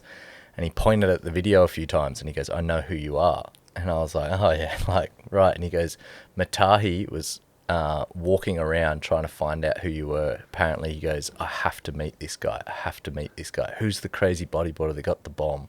Yeah, so this was like this is one of the more memorable paddle attempts of all time at Chopes. It's like one of those, like, it reminds me of the waves that they used to put on the covers of VHS surf films. You remember, was it like Biggest Wednesday, or like some of those like cartoonish ones where there's always like a bodyboarder just getting like doing a frogman out of the lip at Waimea, or like like that kind of spec, like a fucking like 12-foot double up tow wave, super west, and you sent it and get to the bottom, but just get fucking I didn't eaten. even know it was that big, to be honest. Like, I feel like that wave didn't come in massive, and when I bounced, it was actually so west, I couldn't see anything out of it but a blue wall.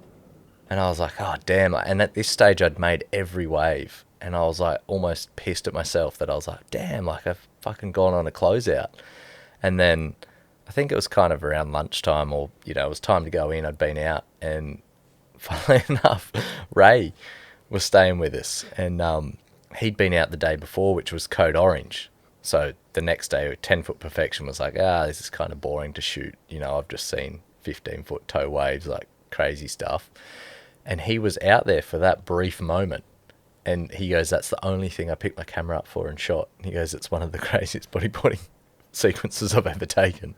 Wow, that's amazing. And so Matahi sees this wave, and he's essentially stomping around the foreshore there, the little village, going, hear ye, like, who is the nutcase booger? I must meet him and pay my respects to this core devotee. I don't even know if I ever met him on that trip, to be honest. I might have, but it's a bit of a blur, that. And then, anyway, fast forward to this trip where I've met Teahupo'o.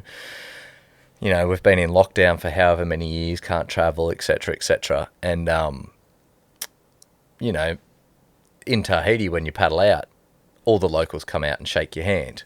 And Matahi's paddles out. I haven't seen him in years, but, like, at this stage, because I'd been so many times, I actually become quite friendly with Matahi, and shakes my hand, and he looks me directly in the eye, and he goes, there's going to be a big one for you today. And then turns around and just paddles off. And that was, he goes, oh, how you been, brother? And that was it. And then he says that to me and walks away. Didn't stop and talk to me for anything else, just kind of like almost dropped the mic. Just goes bang. And then, so I'd been out, and it was that swell. So that morning I'd paddled out in the dark, first one out. Still to this day, like, I reckon it's the best Chopes wave I've ever paddled. And I remember coming out of it, and I don't even think there was a boat at the buoys, like, or the wave marker. Like, it was real early, like a kind of just like twilighty almost. And I remember paddling for it, and I was like 10-footers out there, or in my experience, you're not really oververt. You kind of just like, it's steep, but it's like, kind of feel sick on a boog. This thing, I almost felt like I was about to free fall and like just roll down the face of it, and somehow like kind of like body contorted and scooped in. I remember like just watching the thing, and I was like, oh, this is like a genuine closeout. Like, I'm fucking gonna get lagooned on my first wave while there's no one out. Damn it. Like, because for me at least, I like to get out there, and like, I don't care about the cameras. It's just like, I just want to go get that one wave. Or not in Chopes, my little, I guess, goal or whatever is like, I just want to go get one 10-footer, and then I'm, you know, whatever happens after that, sweet. And it was like, damn, like I guess like I probably was getting the 10-footer I wanted, but it was just like not in the fashion that I was hoping for. And like I looked down the line watching it bend, and I'm just like, oh, like here we go, blown to smithereens. And then I made it.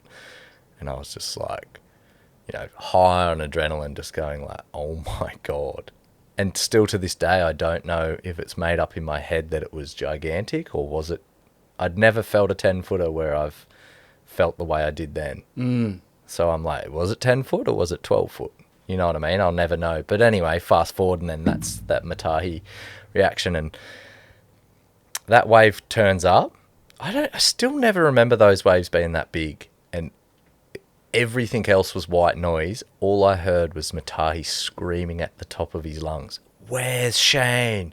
Where's Shane? Where's Shane? Go, Shane! Go!" And that's all I heard. Like, I couldn't hear anyone else. But there's like there's grill mount footage, I think, because Nate was out there, and you can hear like everyone else screaming. But in my head, it was like all I could hear was Matahi, and I was like, oh well, the King's calling me in, like, sweet kind of thing. And I remember paddling, and I was like, oh fuck, like if I pull off, I am the lip. Like, I was too far out at the stage when this wave turned up.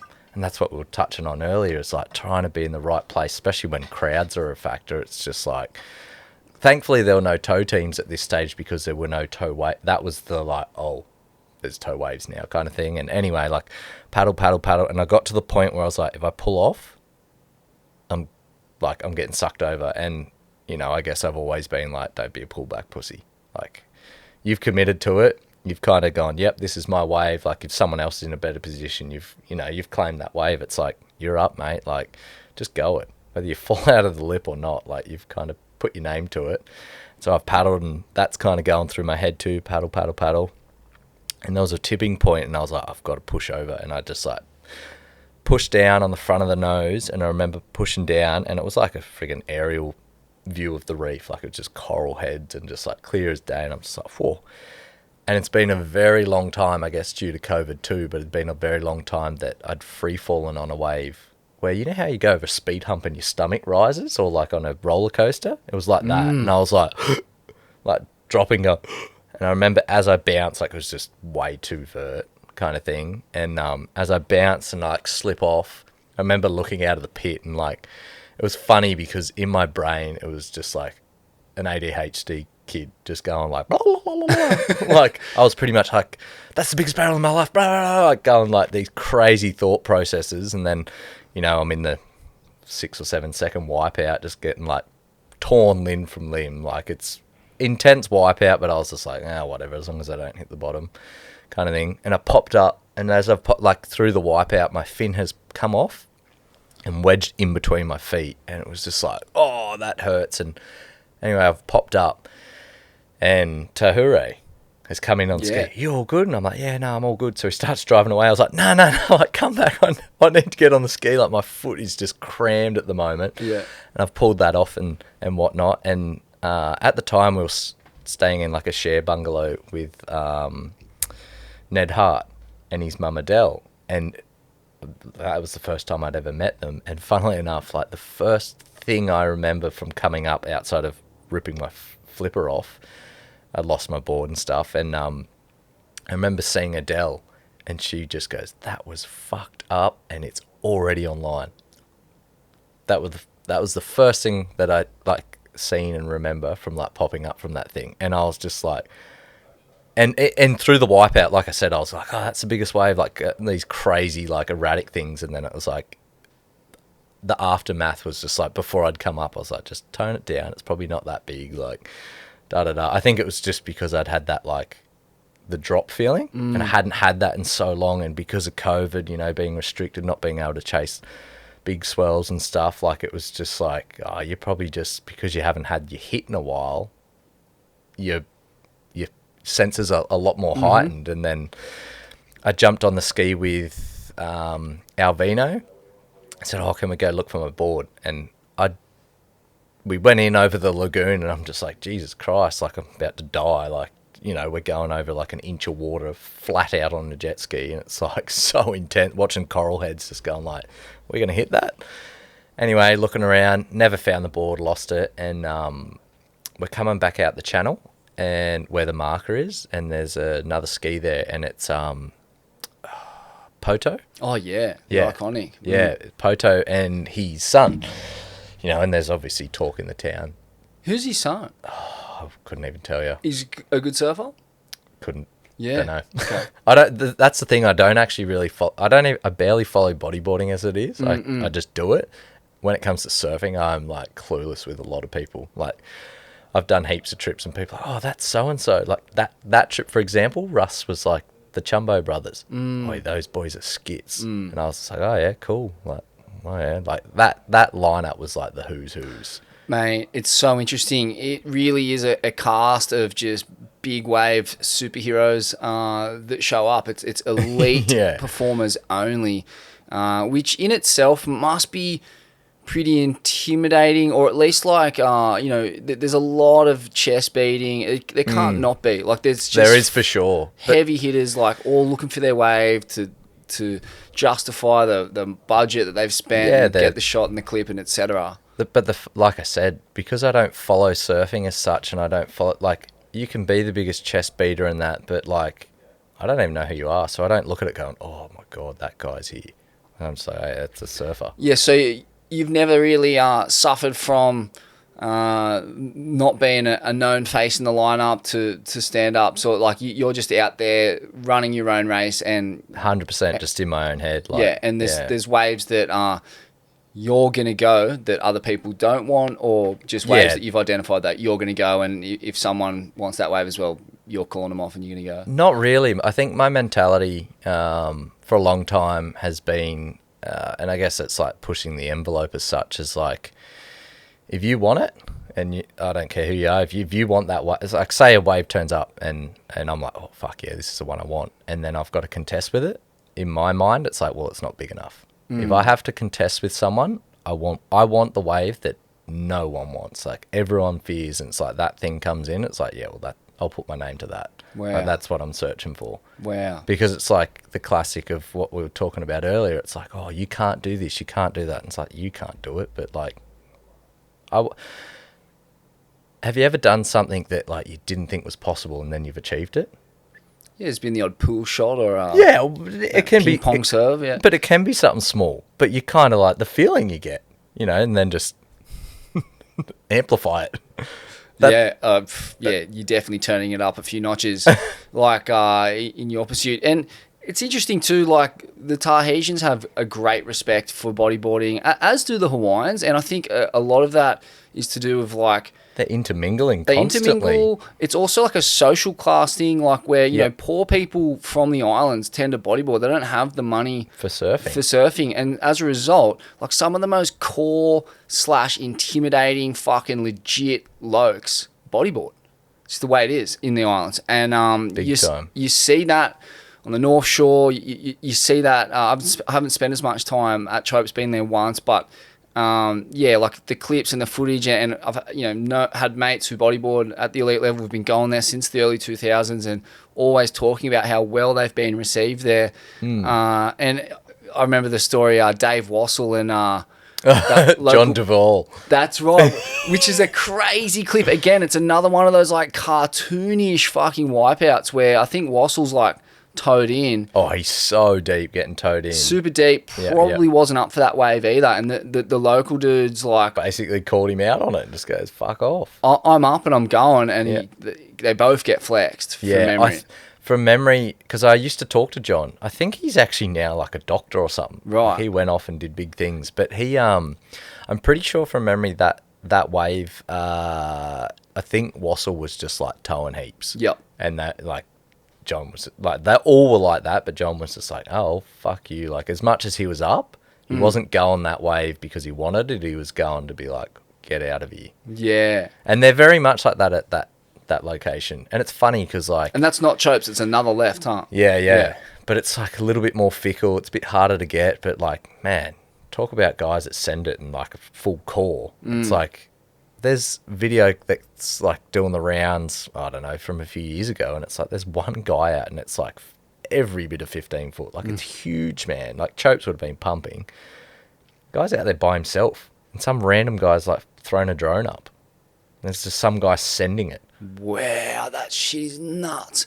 You know what I mean? Like, but we live in a weird world, and like, God, we keep going full circle on the social hate, but it's like, I know so many people that will not paddle out unless there's a camera shoved in their face.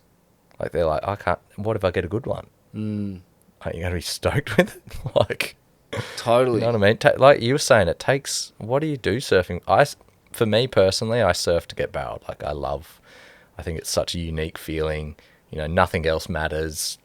It's so cool and stuff like that. But it's like, it's cool to get a photo to look at for sure and be able to reminisce on it, 100%. But it's like, I'm not out there to get the photo. No. And just the sheer dopamine squirt and adrenaline dump from making some of these waves, you can live off that for a long time. Like, big time, you definitely can. Yeah. Like I said, one wave can make a guy's career. They might not ever get that one wave ever again in their life, but if they did and they were if you're on the wave of the day on the swell of the year, there's your career, mate. There's your bank check. Fully. Essentially. And back to that Wassel story, I guess the point of it was that, he ended up making this video explaining the drop-in, and he was like filleting a fish or something. Or like sharpening a knife. Yeah, and it was construed as a little bit aggressive or a bad look, and as a result, like a couple Tahitian stand-ups backed the bodyboarder. I remember maybe it was here at Terra Tenufa or one of those kind of local Tahitian like elite surfers it was almost like rapping like beef videos kind of deal. Like they were putting videos up online, and it was interesting just to see like a local stand up back a local bodyboarder and be like, nah, like we do things different here. Yeah, there's no animosity in those places. It's cool. Like it's fun, and it's funny. Like in like I guess it's a little bit of an insight into Astronaut in the ocean with the interviews with and this is obviously the masterminds behind Bomie Films, which is Keith, Andrew, Brett, and all that. They obviously, I wasn't there for the interviews, but they ask Mick, Tom, and Russ about bodyboarding and like what it's like surfing with them and like the whole mentality of like fuck boogers kind of thing. And like Tom goes into it, Mick goes into it, and then Russ doesn't really touch on it as such.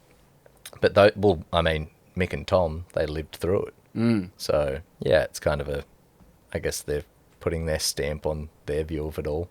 But yeah, it's interesting. And they are still of like a perspective on things where bodyboarding's less than, or it's a rival code. Yeah, I think they kind of touch on like it's breaking down, but back in the early 2000s, I think is a quote out of it. There was a real like, fuck you, stay over there. And then Mick was kind of along the lines of like, well, they just went out and found the craziest shit ever. Yeah. They're like, no worries, have your point break. We're going to do something better. Fully. And it was interesting too, because when bodyboarders found those waves, they took great measures to obscure the location. Ours is Cape Slant is the classic example where it was flipped. No, that's called mines. That's mine. Fully. And like, the reason being because bodyboarders knew that if surfers found these waves, then it would be back to the point break scenario where they'd be chased off their own waves and discoveries. So they had to protect them, and they really set the standard in terms of keeping landmarks out, flipping waves, all these tricks of the trade to obscure the location of waves. It's really easy to do. And it shows a bit of respect for the area too, I find. Places get overpopulated, and like there's a wave down home that we surf, and it's like it's blown out these days, but it's like, man, one of the days like people just left rubbish all over the headland and were just shitting on the side of the road, like, you know what I mean? Like just crook shit. Just like, and you're like, oh, like takes a bit out of like, and that's why you want to keep places secret, because people are just idiots. Like they just blow it for themselves. And talking about the dopamine dumps and adrenaline and stuff like that, like what does it feel like?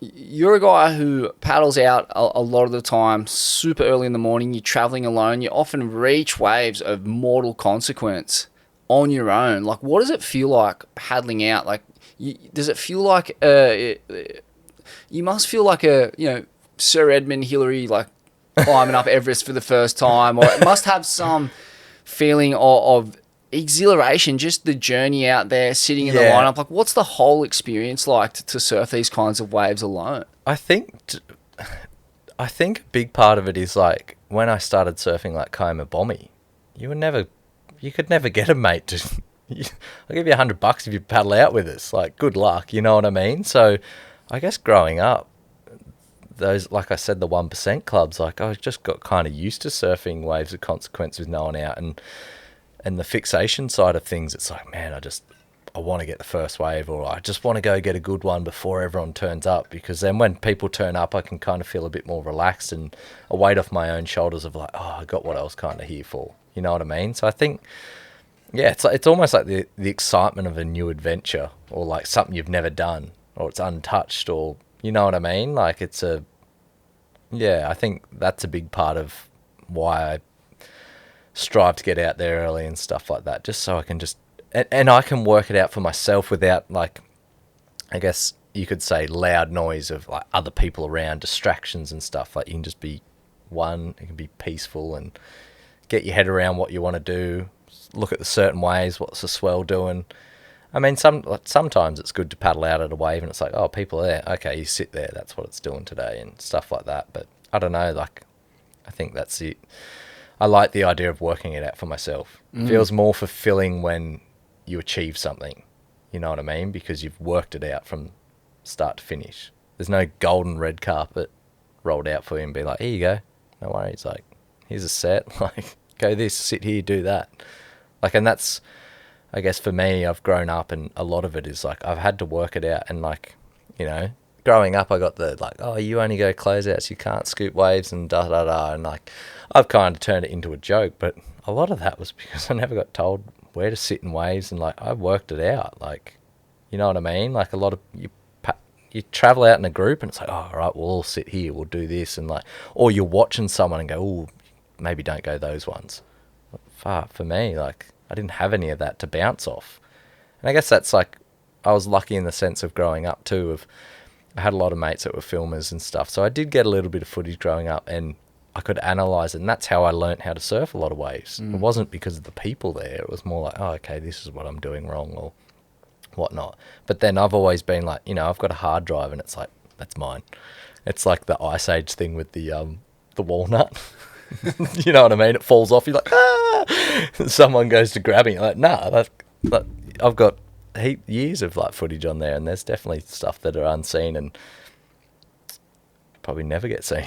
And a lot of that footage you've accumulated over the years, that finds its way into your film? A little bit of it does, Yeah. for sure. Obviously, because they had budgets and stuff, they wanted to keep it like, you know, try and keep it to 1 or 2 or 3 filmers, so they're not just going like, you know, $100 clip here, $100 clip, you know what I mean? So they tried to do it like that. But I'm trying to think. I'm sure there is there's definitely unseen stuff, but there's a lot of seen. But it's more just, I guess, the crust of it is it's a story of how I live my life. Of like, I don't hit up sponsors and go, hey, can you pay me to go here or whatever. It's like I go to work, get me a paycheck, and I spend it how I want. It's essentially the thing. And then I've got like the, I guess, validation or the backup of like Mick, Tom and Russ, and then mum and dad kind of, yeah, that's semi how it's structured. In the work scenario, like, talk us through balancing that and what role that plays in your pursuing your surfing vision. It's at the start it was actually quite hard because I worked in the mines, you know, I only had 2 days off to go chase waves, like, and at this stage I was chasing lunas in Vico a lot, so I would like finish a 12 to 16 hour shift, hop in the car and drive straight down to like Picton Road where that was like our meet up, jump in a car with someone, drive down just to go surf lunas for like 4 or 5 hours and then drive home. Wow. Man, we'd do that like every month. That's crazy because, I mean, yeah, we're talking about how long is that drive? Like 8 hours each way or something? Oh, well, like I was living in Singleton. So Singleton to home was like 4 hours. Oh, so you're up at Newey. Yeah. Fuck. So like that, and then stopping at Picton to there's like 10 to 12 from memory, something like that. So like just all not, you know, all-nighters, like trying to sleep as much as you can, which is always pretty broken sleep. And Yep. surfing, like cold, blistering cold down there, and like hectic waves, and like and then coming home. And I used to get teased by, like, this is just the shit culture of mining. Like, they used to be like, why are you tired? You've had the weekend off. And it's like, my weekend isn't just going to the pub, boys. Like, but I wouldn't tell them what I did either, because I'm just like, well, you're already discrediting me, so why would I tell you what I'm doing? Like, you're not going to validate me. Not that I'm looking for validation, but it's not like I'm going to tell you something about, wow, that's crazy, fair enough. You'd be like, oh yeah. Like, I used to get it was like, oh, they used to call me Waxy. Oh, that's their classic, The classic, isn't it? yeah. Just like, oh, you're just a little coasty boy. You don't even want to be here. And it's like, no, you're right. I don't want to be here. And it was funny, like, there come a time when I was up there and redundancies were coming, and everyone's just like, oh my God, like, I'm so scared. If I get called into the office, and like, apparently it got talked about for quite some time after I become redundant, because they called me in the office. And I sat down, and old mate, the manager, starts to go talking, and he's just like, oh, do you want like the union or whatever to back you, da-da-da. I said, look, mate, I said, you've given me an amazing opportunity. You've paid for all my tickets. You've given me years of experience. Like, you know, you've essentially set me up. And I stood up, put my hand out, said, thanks for everything. Can I leave now? And like, they were just like, what? And I was like, do I have to sign anything? And that they couldn't even get an answer out. And I just left. Wow. Because they're so shocked anyone would give up that job. Because everyone was so scared. They were like, oh, we don't want to lose it. And I just walked out. And they were like, oh, you got to empty your locker. I said, it's your problem now. Just walked out, went back to where I was living, packed as much shit in the car as I could, drove home, dumped it all, jumped in the car and went to Luna's. Like, it was like a couple of years of just a Luna's bender. Like, every time it broke, just like down, down, down, down. Talk to us about that wave. It's an incredible slab. There's been a few attempts to surf it, which are ongoing, but it's really hard to paddle on a stick. It's even hard on a boog, man. Like, it comes in and it's like the similar thing to like the ride, in the sense of like, you'll think wave's perfect and then it just has this vertical face to it, and you just like, you bounce into it and then you're just getting sucked up and over. Sometimes you'll scoop into a good one and it's like a perfect west bowl. It's the dream cheap chopes like kind of set up, and then you know, like the channel closes out and all of a sudden you just like, someone turns the lights off on you and you're just like getting smoked.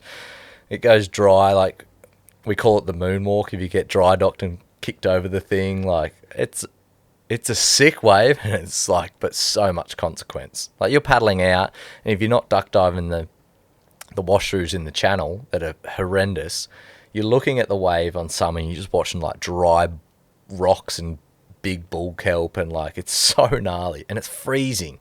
Like, you go to Tassie and you can have a warm day, but it's cold water. There, if it says it's 10 knots offshore, I guarantee it's like 25 knots. It's always under forecasted. I think because it sticks out and like, whatever it is, but it's like, it's hardcore there. Like, it's fucking gnarly. It looks like it. It always looks like it's howling offshore, freezing cold, big, angry, wobbly, raw ocean. It's always wobbly. Like, it's so... Man, there's been times we've gone down there and it's like, oh, this is the forecast. Here's the numbers. Screenshot the charts. Do all that. See that chart again. Oh, we're on. Go down. And it's just like crap. Wobbly, weird. What the hell's going on? Like, it's a fickle beast. What's the history of that wave? Like, who found it? I don't even, to be honest, I don't even know. Like, and that's what I was saying. Like, when it comes to surfing and even like the history of a lot of waves, I just like, I don't know. Yeah, I know a little bit about some places, but I just don't buy into it. It's a fairly recent-ish discovery. I feel like yeah, kind of the mid-noughts, like 2008 or something around then was the first I ever heard of it. I mean, I'm kind of pulling numbers out of my ass, but yeah, well, like, I guess like the Toby players and the Kingies and the Chris Jameses and like all those boys have surfed it, so you'd have to hit those guys up, and I guess they'd have the answers. But yeah, I got no idea. Eh? In terms of like you know, paddling a 10 to 12 foot wave at Chopes, and just like the sensation of scooping into it and just like a flat bottom, super smooth barrel of that size, where you can see the bottom, you can see the exit, you can see the bend in it, you're super deep. Like, what does that look like and feel like? everything you just explained pretty much. Like it's, yeah, Chopes is the most surreal place ever. It's like, such a fucking perfect slab. it's the best. I was just about to say, I was watching footage of it last night and just going like, this is the most perfect slab on earth. It's just, the shape is unbelievable. What's even close to it? Like nothing. Yeah, nothing. Like It's Pipe throws so out the odd like impersonation, but and it's good. I love Pipe for different reasons. It's such a dynamic wave, but for just sheer not a drop out of place. So cylindrical. No, yeah, like I said, it's perfect. Like if you describe a barrel to someone, it's almost like if you've never seen Chopes, that's what you would visualize. But there's an actual wave that like replicates it. Yeah, like, and on a bodyboard, a lot of waves, like, or at least coming from Oz, we're surfing waves of like ledges, steps, like imperfections. So you're always kind of like ready for something, or like you know, Chopes, man, there is not a drop out of place, and you feel like you can feel your rail it's like a knife through butter. Like it's so sick to surf. Like you kind of like, oh, like I'm scooping, like I'm surfing this wave. Whereas I feel like a lot of waves in Oz, you're just bouncing around, holding on, just going like, yeah. Such a good point. Yeah, the entry when you get it right is so smooth, and it's such a predictable bowl that pulls so tight on the reef. You know you're going to get barreled. That's the thing. If you pull into one and you can see it like starting to draw, it's not like, oh, is it going to chandelier? It's like, oh, I'm getting pitted. Like, come to Papa. And like, again, you know, as far as I know, bodyboarders were pretty much the first to surf. It was Mike Stewart, right? I think there was 90s. No, I think there was actually like a Tahitian local surfer that was like, there was a few guys, because Teahupo'o, I think is how it's pronounced, is actually means crushed skulls. How tripped out is that? And there's been a couple of crushed skulls at that wave. Kiala Kennedy. Yeah.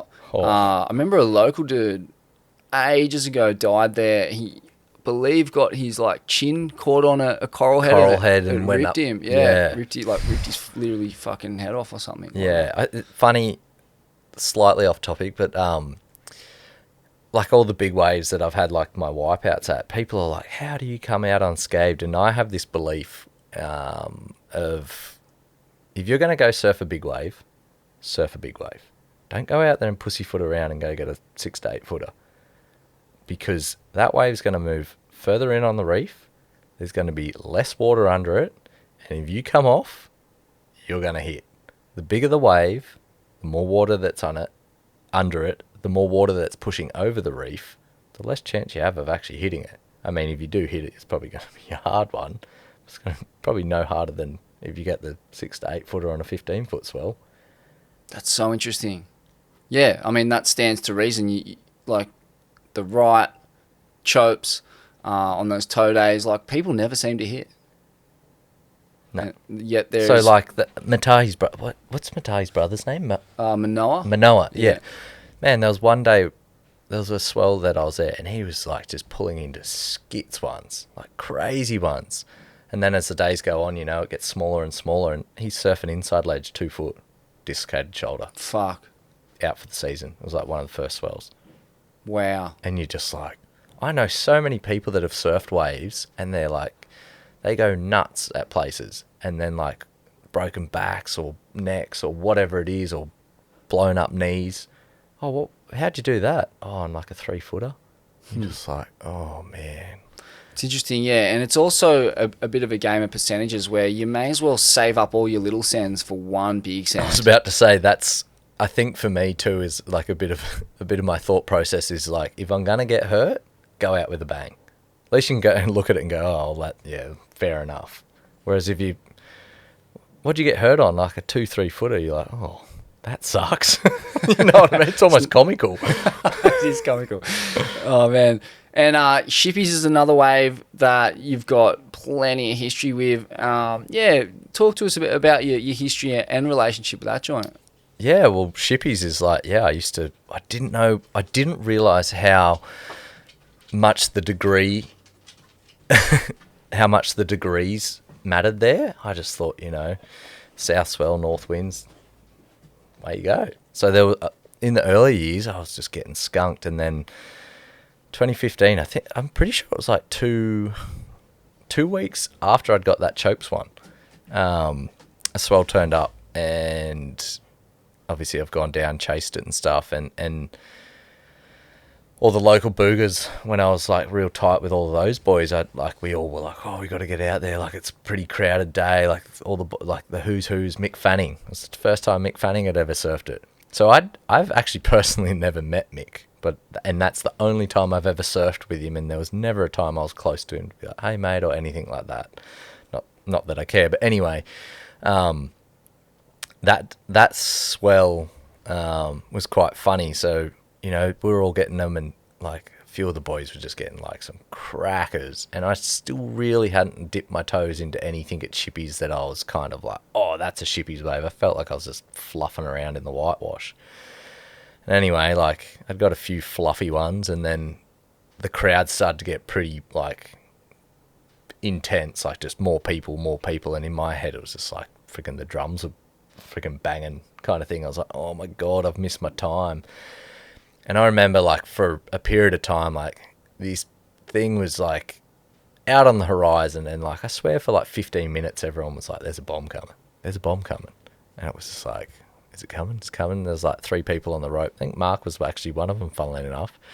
Anyway, it turns Matthews. up. Yeah. And it turns up, and I just looked straight at the skis and weren't even moving. And I just screamed. I was like, who the fuck's going? Like, just screamed it. Who the fuck's going? And it was just silent. And then all of a sudden, like, all the boys were like, fucking go. Woo, go. So I've just turned around on this thing, and I've paddled.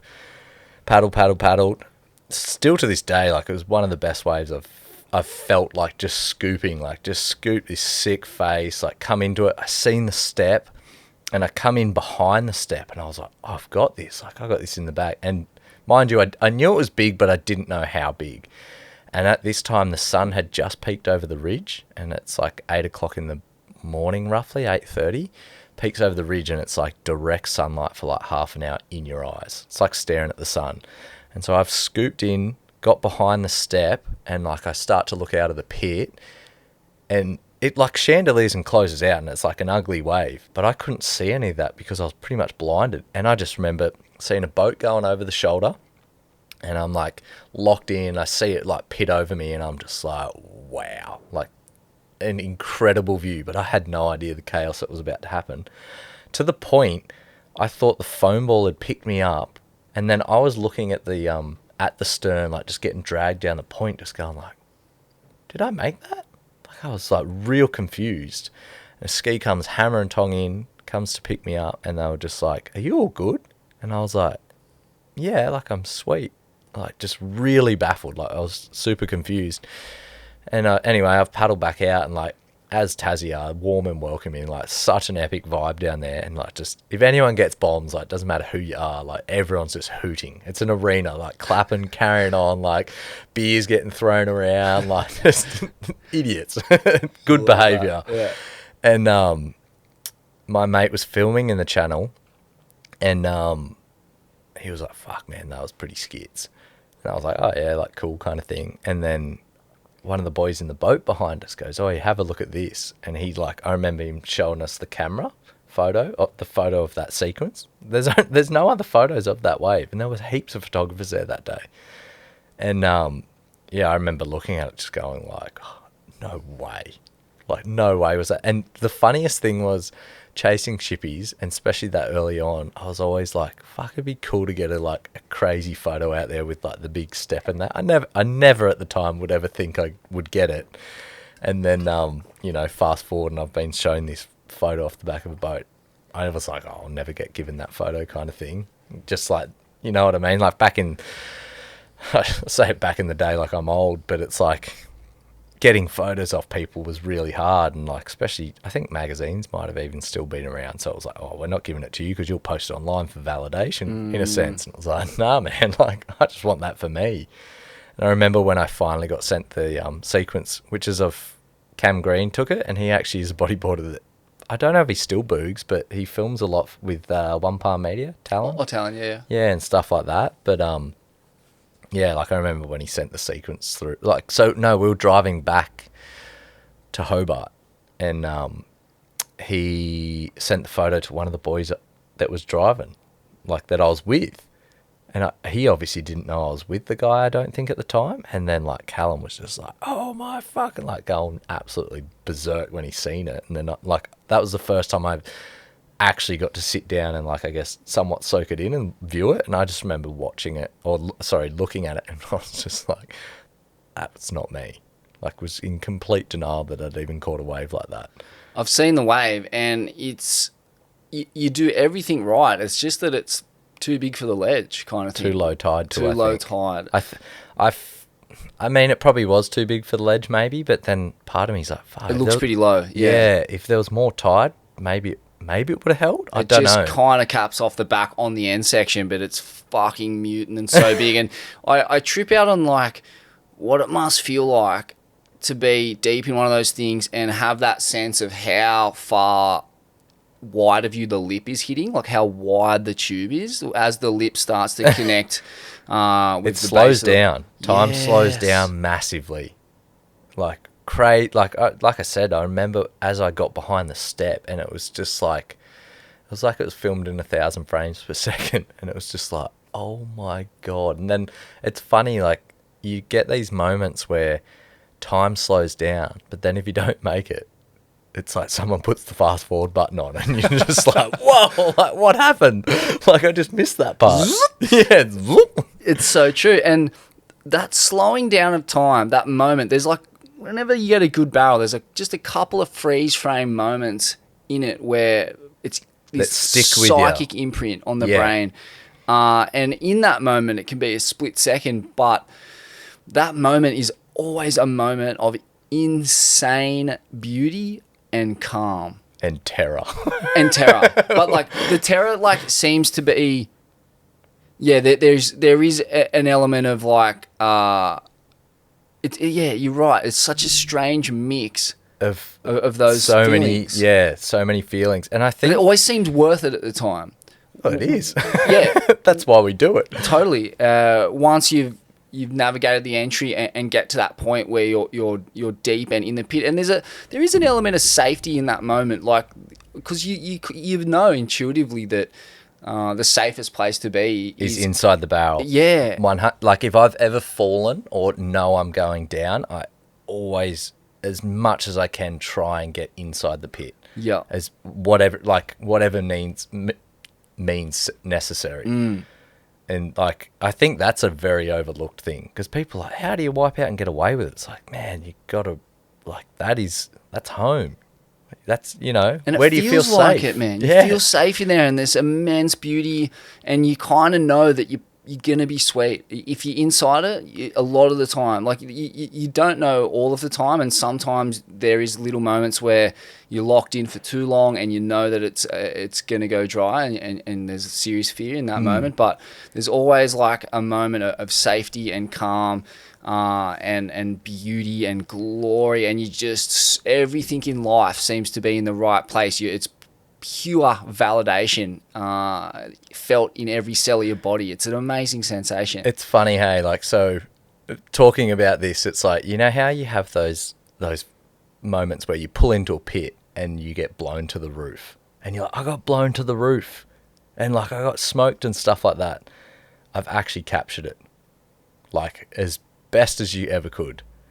Back in 2017 in Tahiti, it was like, same thing, who's line up. Oh, not a massive day, 8 to 10 foot. I was kind of like, fuck the crowd. So I paddled like 100 metres, 200 metres deeper than everyone, and I had the pole cam on. And I've always had this vision. I still haven't got the vision that I'm after, but I've got this vision that I want to capture out there. But I guess because it's always crowded on those days, I don't tend to take the pole cam out. And like I said, the pole cam's just purely for me to relive the barrel, you know. That's why we chase it. And I've got something I can capture anyway. Like, a wave's turned up, come in, I'm paddling for it, and as I'm scooping, you can see the lineup like 100 meters away, and as I scoop, the wave pitches over me, and as it pitches over me, I get blown to the roof, and the board is, like, perfectly positioned like that, and I'm pushed out in front of it, and I'm just winding up the windows. The trench like parts ways, and I just fall straight into it, and there's not a drop on the camera or anything, and then it just all like goes through the washing machine, and I've captured it like absolute fluke. I'll never ever. It's the best clip I've ever got. Might not be the most prettiest quality, but just like explaining something to someone, you know, as surfers, I got blown to the roof, and then, you know, picture you. It's part of your imagination of like, oh yeah, you got blown to the roof. That's how it happened. It's like, fuck, man, I have a clip that just like, I'll show it to you after this, and it's I'd love to see it. It features in, that's a clip that features in my film that's never seen the light of day. Oh man, I can't wait to see it. Yeah, you do remind me a little bit of the character from Free Solo. I mentioned Alex, that's Honenberg, right. or whatever his name is. Yeah, but not in your personality. I think you're completely different, but he seems a lot crazier. But he's tweaker. Yeah, but just more in your aspirations and the purity of your goal. So, like, what is the future like for you? Like, what are the next objectives or goals? At the moment, I feel like, you know, coming back to like the whole social media thing and that, I'm at a stage where I just want to, I'm still loving the whole pushing the limits and that, but I want to go and chase waves that just don't have the hype on it, where I can just do it more purely. You know what I mean? Like, I love going to Shippies, I love going to Chopes, I love going to all these places, but the circus that comes along with it is actually really draining. Like, it's hard to be around. Like I said, like, you kind of want to go and you've got these big goals and this, and you got these guys beating their chest and fucking swinging their dicks and like, look at me kind of thing. And it's everything I don't enjoy or don't want to be around. Like, if anything, I'm the opposite of it. Like, I kind of try and hide it, and like, I don't, you know, it might sound somewhat contradicting because, like I say, like, oh, I've had mates that are photographers and like I've got like hard drives of this stuff, but like, I'm not exploiting this stuff. I'm just like, it's just for me to look back on, because we all, you know, there's a timeline for all of us, and like, I guess this all comes back a bit, and it'll come full circle once I finish explaining it. But when I worked in the mines, you know, doing my traineeship, within the first 3 months, the first guy I ever went out on the field with got flattened by a drill rod. Wow. And I watched it. He got killed. Mate, he's a roll-up. Fuck off. You watched a man die. And he's like, his wife was about to pop. Oh my God. Like, the funeral was hectic. Like, you know, and it was, I don't want to say it's a good thing that there's a few things that have happened in my life that they're not good things, but they've had positive effects for me personally, and I guess my outlooks on life, and like that's a massive fact. I don't like to talk about that one at all for, I guess, obvious reasons, but it was like the Redundancy, for example, welcomed it with arms wide open. I'm like, fuck this place. I don't want to be here. I don't want any. What do I want to do? What's going to keep me happy? Because that's how quick life goes. Fuck, mate. Mines are so underrated in terms of how dangerous and also how toxic they are. Like, Heaps toxic. The danger is insane. The culture is pretty toxic, just by virtue of a lot of people being on weird sleep rosters, away from loved ones. Like, it's intense. And then the other thing with the mines, and I don't know if people view it like this, but I see it as like, you know, you don't have to have a uni degree to make ridiculous money. And you're living in a shit environment, like you said, away from loved ones and all of that type of stuff. So what do you do to make yourself happy? You're either a drug addict, alcohol, or you go and buy things, jet skis, cars and stuff. And then you become redundant and you're like, oh my God, I can't afford all of this. I have to stay in the mines to live this lifestyle that I love.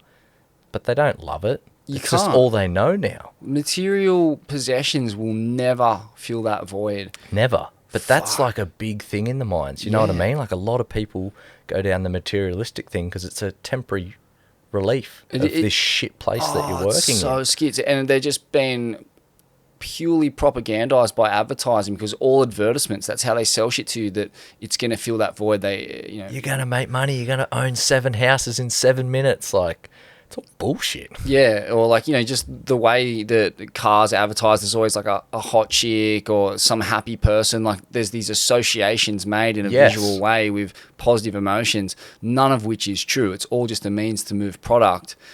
And hats off to them. If you can sell a product and lie to people and make them believe it, then who's the real fool at play? It's us. Yeah, I guess so. But at the same time, like, frick, that they're manipulating our psychology in ways that we don't fully comprehend. Which is cruel. It's cruel. It is really cruel, and it creates such negative health outcomes and such bad karma. And like, man, like, to lose your life, in the workplace like that, I can see how that would have been so shocking for you to actually bear witness to. Is insane. Like, that's like proper PTSD. It was the biggest wake up call, and I think that's where, like, people are like, you can't do this, you can't do that. I'm like, man, I've seen what a roll up looks like. Like, you can do whatever you want. That wave's not going to make me a roll up. Like, there's a risk I might break my back or this and that for sure, but God, at least I'm doing something fun. I'm not in a freaking mine. You know what I mean? Like, absolutely. Just like, and at the end of the day, do you hop in a car?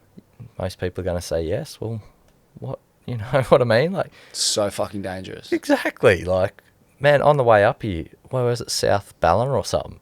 I was fucking jaws of life. Someone was on a stretcher getting pulled out. I think I saw that. I think I drove, there was a red car in the ditch Yes. and a truck and another car on the left. Yes. Wow. Classic example, man. People are going, oh, don't do that. That's crazy. It's like, fuck, mate. Yeah, some grey nomad with a caravan fucking nearly just sideswiped me on the highway, like right there, just before that zone. Yeah. It's a fucking bad day to be in South Ballina, but yeah, man. And so life's precious, man.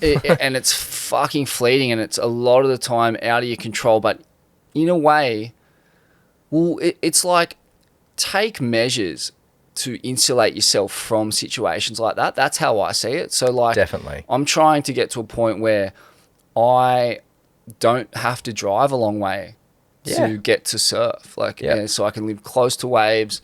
It's probably not going to be in this country because to afford coastal real estate here is ridiculous. It's just not really possible. So you end up in these long commutes, costs, and the carbon footprint, karmic kind of imprint from blowing resources on surf travel is that the karmic imprint of that is that you're a good chance of losing your life on one of those long drives, falling asleep or hitting a pole. 100%. It's almost or inevitable. the others on the road. Exactly. Other people falling asleep. It's almost inevitable that you're going to have some kind of skits, mishap, not necessarily lose your life, but so many people. How many close calls have you had in your life, honestly? Mate. Like, you take it for granted, but like, there's times where, I don't know, like a long drive, you'll have a micro sleep, and it's like, whoa, fuck, I could have died just then. 100%. But you don't sit back when you get home and go, oh, fuck, that was silly. You know what I mean? Like, you just keep going on about your life. But it's like, the same thing. Like, so that's happened, and then I've come home, become redundant, like, fuck work. Like, that was my mentality it still is. It's not so much fuck work. I don't hate my job, but I don't love it enough. For me, money is a tool. And if you think money, anything else outside of a tool, you're fucking twisted in my books. Boy. But it's like, I go to work to grab my tools, to use them how I wish, I guess. And, the other thing was, like, I went to high school and primary school, and one of Mum's best friends and a kid that I grew up with, and he was a good friend and played a big part in my life. His mum got diagnosed with breast cancer, and like, what this is the twisted part, is like, so she got diagnosed with breast cancer, and that's where they were like, okay, now it's time, let's go live. How crazy is the concept in Western culture of, like, you sacrifice the best years of your life so you can retire and have this dream life when you're 60 plus? And I say that, like, I can't get barreled when I'm 65. I say that to a lot of people. They're like, why don't you, get a full-time job, this and that? And I said, why? So I can retire at 65, be broken, have a caravan and look at things that I'll be like, fuck, I wish I could do that. I'm like, I'd rather be semi-retired now and earn enough money to go do the things I love while I'm young and able, and then I'll just work into my grave like everyone else is going to anyway. Like, the retirement age just keeps getting pushed up anyway. Totally. And yeah, exactly. And I actually think that the universe backs you up, man. If you make like conscious, ethical decisions that are based not on the material and financial reality, but are based on like what's good for the people around you, what's good for the planet, what, like, if that's your metric for making good decisions, what's good for my joy and happiness, am I affecting others or the planet in a negative way? I feel like the universe backs you up, and I feel like Comes full circle, and you get looked after for sure. You get looked after, and I've learned that over and over again in the course of doing this podcast and interviewing people who've dedicated their lives to surfing, and, you know, all that comes with it, the culture and the appreciation of nature and all of these things that, fuck, mate, things just always work out for those people. It's crazy. Yeah, it's like someone's looking over you. Yeah. Whether you believe that stuff or not, I don't, but 100% I agree. Yeah, I was going to ask you what your belief system is, whether you have a belief in God or any of that kind of stuff. No, but I'm just a normal dude, man. Yeah. Like, I go to work like everyone else. Yeah. And I have passions and hobbies that I like to do. You know, some people, their passion and hobby is work. Me, I love surfing. I love just being out in nature. I love, you know, like an adventure. You know, as much as like going for a surf is cool, sometimes it's sick. Even if like at the end of the rainbow, you get like, so say you're chasing waves and it's not quite what it's like you've done, but like, fuck, man. Yeah, like, you know, we went to Namibia earlier this year and it's just like the banks were shit. But like the crew that we're with, it was just a sick time. Like, had heaps of fun. Ate more biltong than there was in the country. Like, Fuck, biltong's good, isn't it? Mate, I'm addicted to it. Holy shit. It's so good. But like, yeah, I don't know. And that's another hard thing too, is like, I'm at a stage now where like I still love chasing all my waves and stuff like that, but all the guys that I guess my little crews that I'd every now and then have a few mates around home that would come chase waves and that, like, they're all business ventures or got a house, or you know what it is, they don't like. I'm very fortunate, but there's a lot of sacrifice to get to where I have, as in like the mines, for example. And man, the culture in, I guess, my industry is like, go to work, this and that, and I fought it forever, to the point where I'm now at a stage where I'm finally accepted in my work of like, oh, Shane, if he wants a day off, he's casual. He's stayed casual. He's been like, I'm loyal to the companies. Like, I'll turn up and do my work and stuff like that, do it right. But it's like, my thing is, and it's, you know, being a casual. If you want a day off, you don't have to explain yourself. You're casual. But like, so recently the rug got pulled out from underneath us with the company I've been with for 10 years. And so I've kind of like put my finger in a few pies, and I'm with a few different companies, and I had an interview with one of them, I don't know, 5 months ago or whatever. And he goes, oh, so you want to be casual? And he was a bit like confused. And I said, yeah. I said, oh, you know, I pick lifestyle over work in a sense. I love my surfing and stuff like this. And I guess like I said, there's no money in bodyboarding. So like I guess sponsored, I get a few free things, I guess, like pretty much trying to justify myself in a sense. And even like that in my head, just going like, why am I justifying myself? But I just said to him, I said, look, like when the surf's up, I want to go surf, but I don't want to put the company out and be like, oh, you know, if we're busy and it's like I got to put annual leave and you reject me, I'm still going. And then that's like turmoil in the company. You know what I mean? It's like, oh, this guy fucking doesn't want to be here and that. Whereas as I'm casual, I said, everyone kind of knows me and knows what I'm about, and it works. And I said, for you, if you're not busy, I'm not going to be jumping up and down going, fuck, man, can you give me work? I don't care. I'll go find something to do. You know what I mean? And I've got this balance, and all the companies I now work for, they're all on the same program. You know, that they call me and it's not like, hey, they say, hey, can you work, or are you around? And then the other thing, and the other side too, is it's like, and this is, you know, 10 years plus of like chipping away at this. I turn up and it's like, oh, you're finally at work. And now it's like, I turn up to work and most of the boys are like, oh, what have you been up to? got any photos? Got any stories? Like, it's almost like show and tell in a sense. Like the boys, Sick. yeah, like it's course. come full circle, and Yeah. they're like, fuck, like that's sick, man. I love what you're doing. Like, it's inspiring. Keep doing you. Epic. And like the other side of it too, and I say it to a few of the boys, it's like, man, I got into this industry young, and the one thing I learnt, you just thought I was this young whippersnapper that was rebellious and didn't care, and it's like, one thing I learnt was like, I went to work and I just listened to old men whinge, get divorced, talk about how shit their partner is, fucking this, that, this, and I took all that on board, even though they didn't know, and I was just like, I don't want to be that person. I don't want to resent like that type of shit. You know what I mean? So that's how I guess I've paved my way of like, that's why I like to be casual. Yeah, there's times where you're like, ooh, I'm getting low on funds or whatever it is, like, but that's the risk I take for happiness. Yet more proof of how things always seem to pan out for the best in the end when you put your passion and your love in life first. And yeah, it's worked out so well for you. Do you have like an exit strategy from the Matrix? Are you like looking at buying a cheap block somewhere? Yeah, I think like probably do the house jumping thing, I guess, like try and buy a house, get in the market, and then, you know, rent it out and stuff like that and whatever. But I don't know, kind of, I don't really, whatever. You know what I mean? Like, Yeah. at the end of the day, you're either going to pay rent or you're going to pay a mortgage and you're going to die.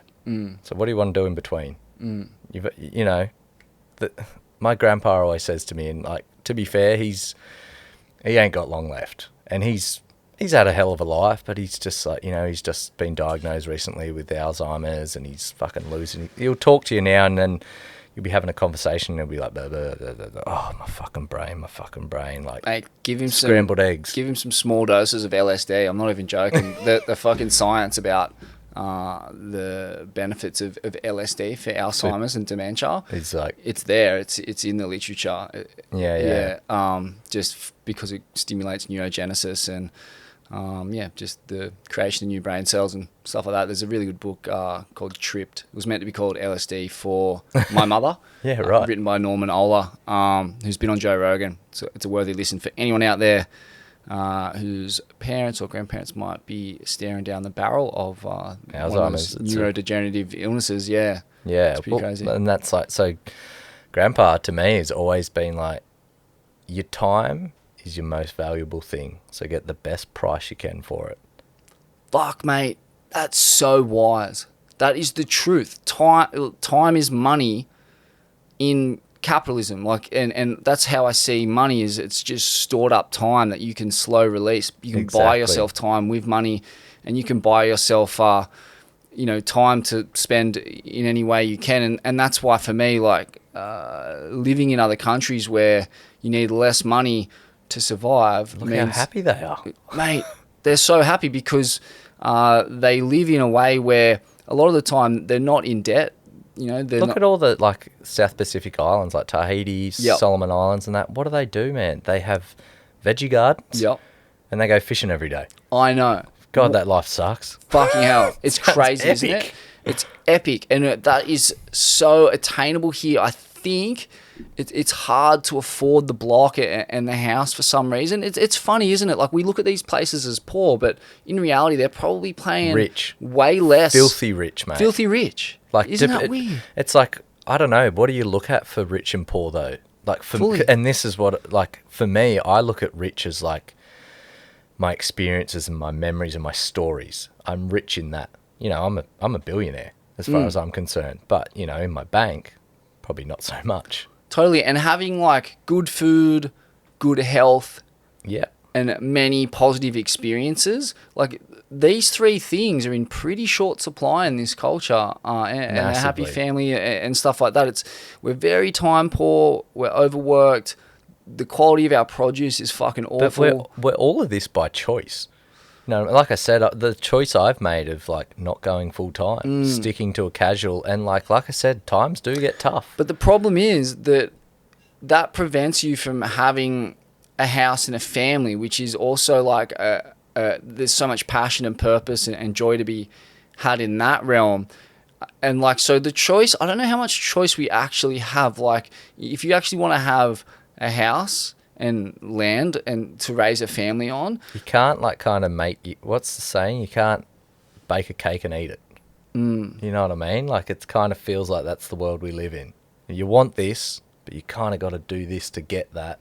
And is that sacrifice worth it? Yeah, and I feel like that's been driven by greedy capitalists who buy up so much land and so much housing, and they're buying this up because they think by having more money they're eventually going to have happiness, and it's a fucking vicious cycle. It is a vicious cycle, and it's caused the rest of us who just want basic necessities like a roof over your head so you can have a family to not be able to afford that. Whereas in these other countries, they don't have that. There's no people out there going, oh, I'm going to fucking buy 50, 100,000 blocks of land and build a million house. I'm going to own this city. They just don't think like that because they're too wise. The cultures are too ancient and intact. They know there's no joy in that. They know that by doing that, you're going to piss all the rest of the people off in the village and you're going to be a pariah and you're going to be fucking miserable. So they don't do that. And it's pure, man. Like, it's just, that's how we are, like, biologically. I feel like that's how us as humans should be living. We're just so greedy and, like, it's so twisted. You know, like I said, like, I love me surfing and that, but I really keep to myself. Like, people, you know, there's definitely times I'd probably out in the surf and people are like, oh, he's probably snobby and this and that. It's like, man, half the time, especially if it's big, I'm out there for business. I'm not out there for the social sides. Like, I just keep to myself. Like, and like, you know, business in a metaphoric sense. You want to get shit done. Yeah, you want your wave. You got to stay in the zone a bit. Yeah, and I think like where I'm getting at that with the topic of the houses and stuff is like some people have too many friends.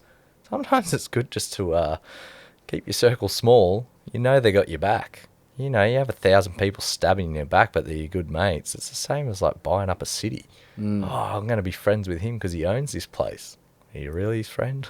You know what I mean? Like, oh, that superficiality is rife in the surf world, in the stand-up surf world, in the surf industry. It freaks me out. Like when people probably find there out, in the Boogan world too, but I guess because there's still money in surfing and that side of things, and like fame as such in surfing is, you know, there's no famous people in bodyboarding. Yeah, fame, and there's also like a level of insecurity and desperation amongst people who really want to make a living off the sport, and because you might work in the media or whatever, suddenly they realise that and they change in their way. They change who they are and who they actually want to be. Yeah. Like I think for me personally, I've always tried to strive of like my beliefs or whatever it is. It's like I just stick to that. Stick on the straight and narrow. Like, you know, people are always trying to push and pull you, you know, your peer pressures and stuff like that. And I think that's where the stubbornness and the fixation side of things is like, I don't care what people try and skew you into. It's just like, that's my path and that's what I'm doing. Like, get out of me way in a sense. Sick, man. Well, it's an amazing path, and I can't wait to see what's next in it. I can't wait for this film to come out. How long until we can see it? Do you know, roughly? All I know is it's in London. I've got an email to reply to at the moment. He said that it's been entered into a few film festivals. I'm going to try and find out where they are. Ideally, try and get to them if I can. My guess is mid next year. My guess. It hasn't really come out in Oz. They did it in New Zealand in April. So I'm guessing like it's in Europe now. Is my understanding, and then I'm hoping it comes to Oz start of next year. I don't know when film festivals are. I'm like completely out of the loop with that world.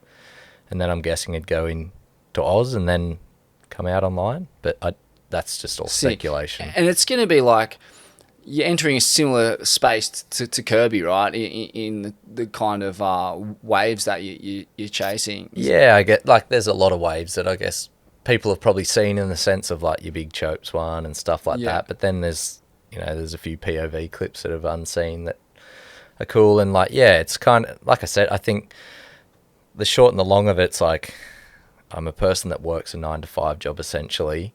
And I go, and my passion and hobbies lead me to do crazy things that most people can't fathom. And they just try and make a story out of that in a sense.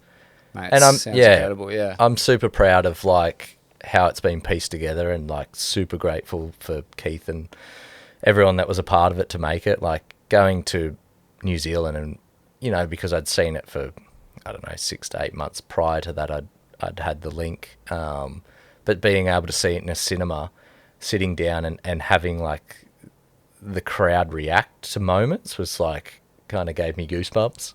Wow. It was cool. Like, and like I said, for me, like growing up, it's like, it's never been a path of like, oh, I'm making money out of this. So like to sit down and have humans react to something that I'm doing that I don't feel like it's that special or inspiring. I'm just going for a surf as such. It's surreal.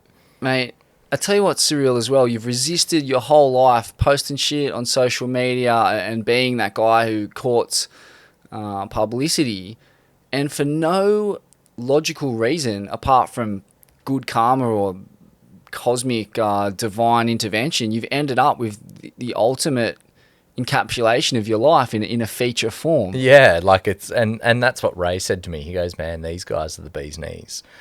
Like they did a piece on Ray, fish people. Yeah, which is insane. Yeah, and I was like, oh yeah, like I haven't actually seen it, but yeah, I know what you're talking about. And he goes, mate, this will be epic. And then when I, finally got to see it kind of thing, I was just like, whoa. Like, and forever, like I said, I guess big reason why I've hid a lot of things too is because I want it to be meaningful. And I just could never get anything off the ground because everyone needs money to do things these days. And I think that's a hard thing, and that's why I've never really brought out more films or anything. It's not that I don't have the footage. It's just someone wants, money to do this and that. It's like, I've got to go to work. Do I need to pay someone to make an edit of myself to get valid? You know what I mean? The whole circle of it just, to me, is just like, that's not worth it. You're not going to spend your time credits on getting someone to make a film about you, that's for sure. You're going to spend those time credits on getting more currents. Exactly, 100%. And shout out to Ray too, also a former bodyboarder or current bodyboarder and former guest of this show. Oh, there you making go. you Boog Lord number 4. So shout out to Ray Collins. Thanks again, brother. It's been epic. Appreciate it. Thanks for having us.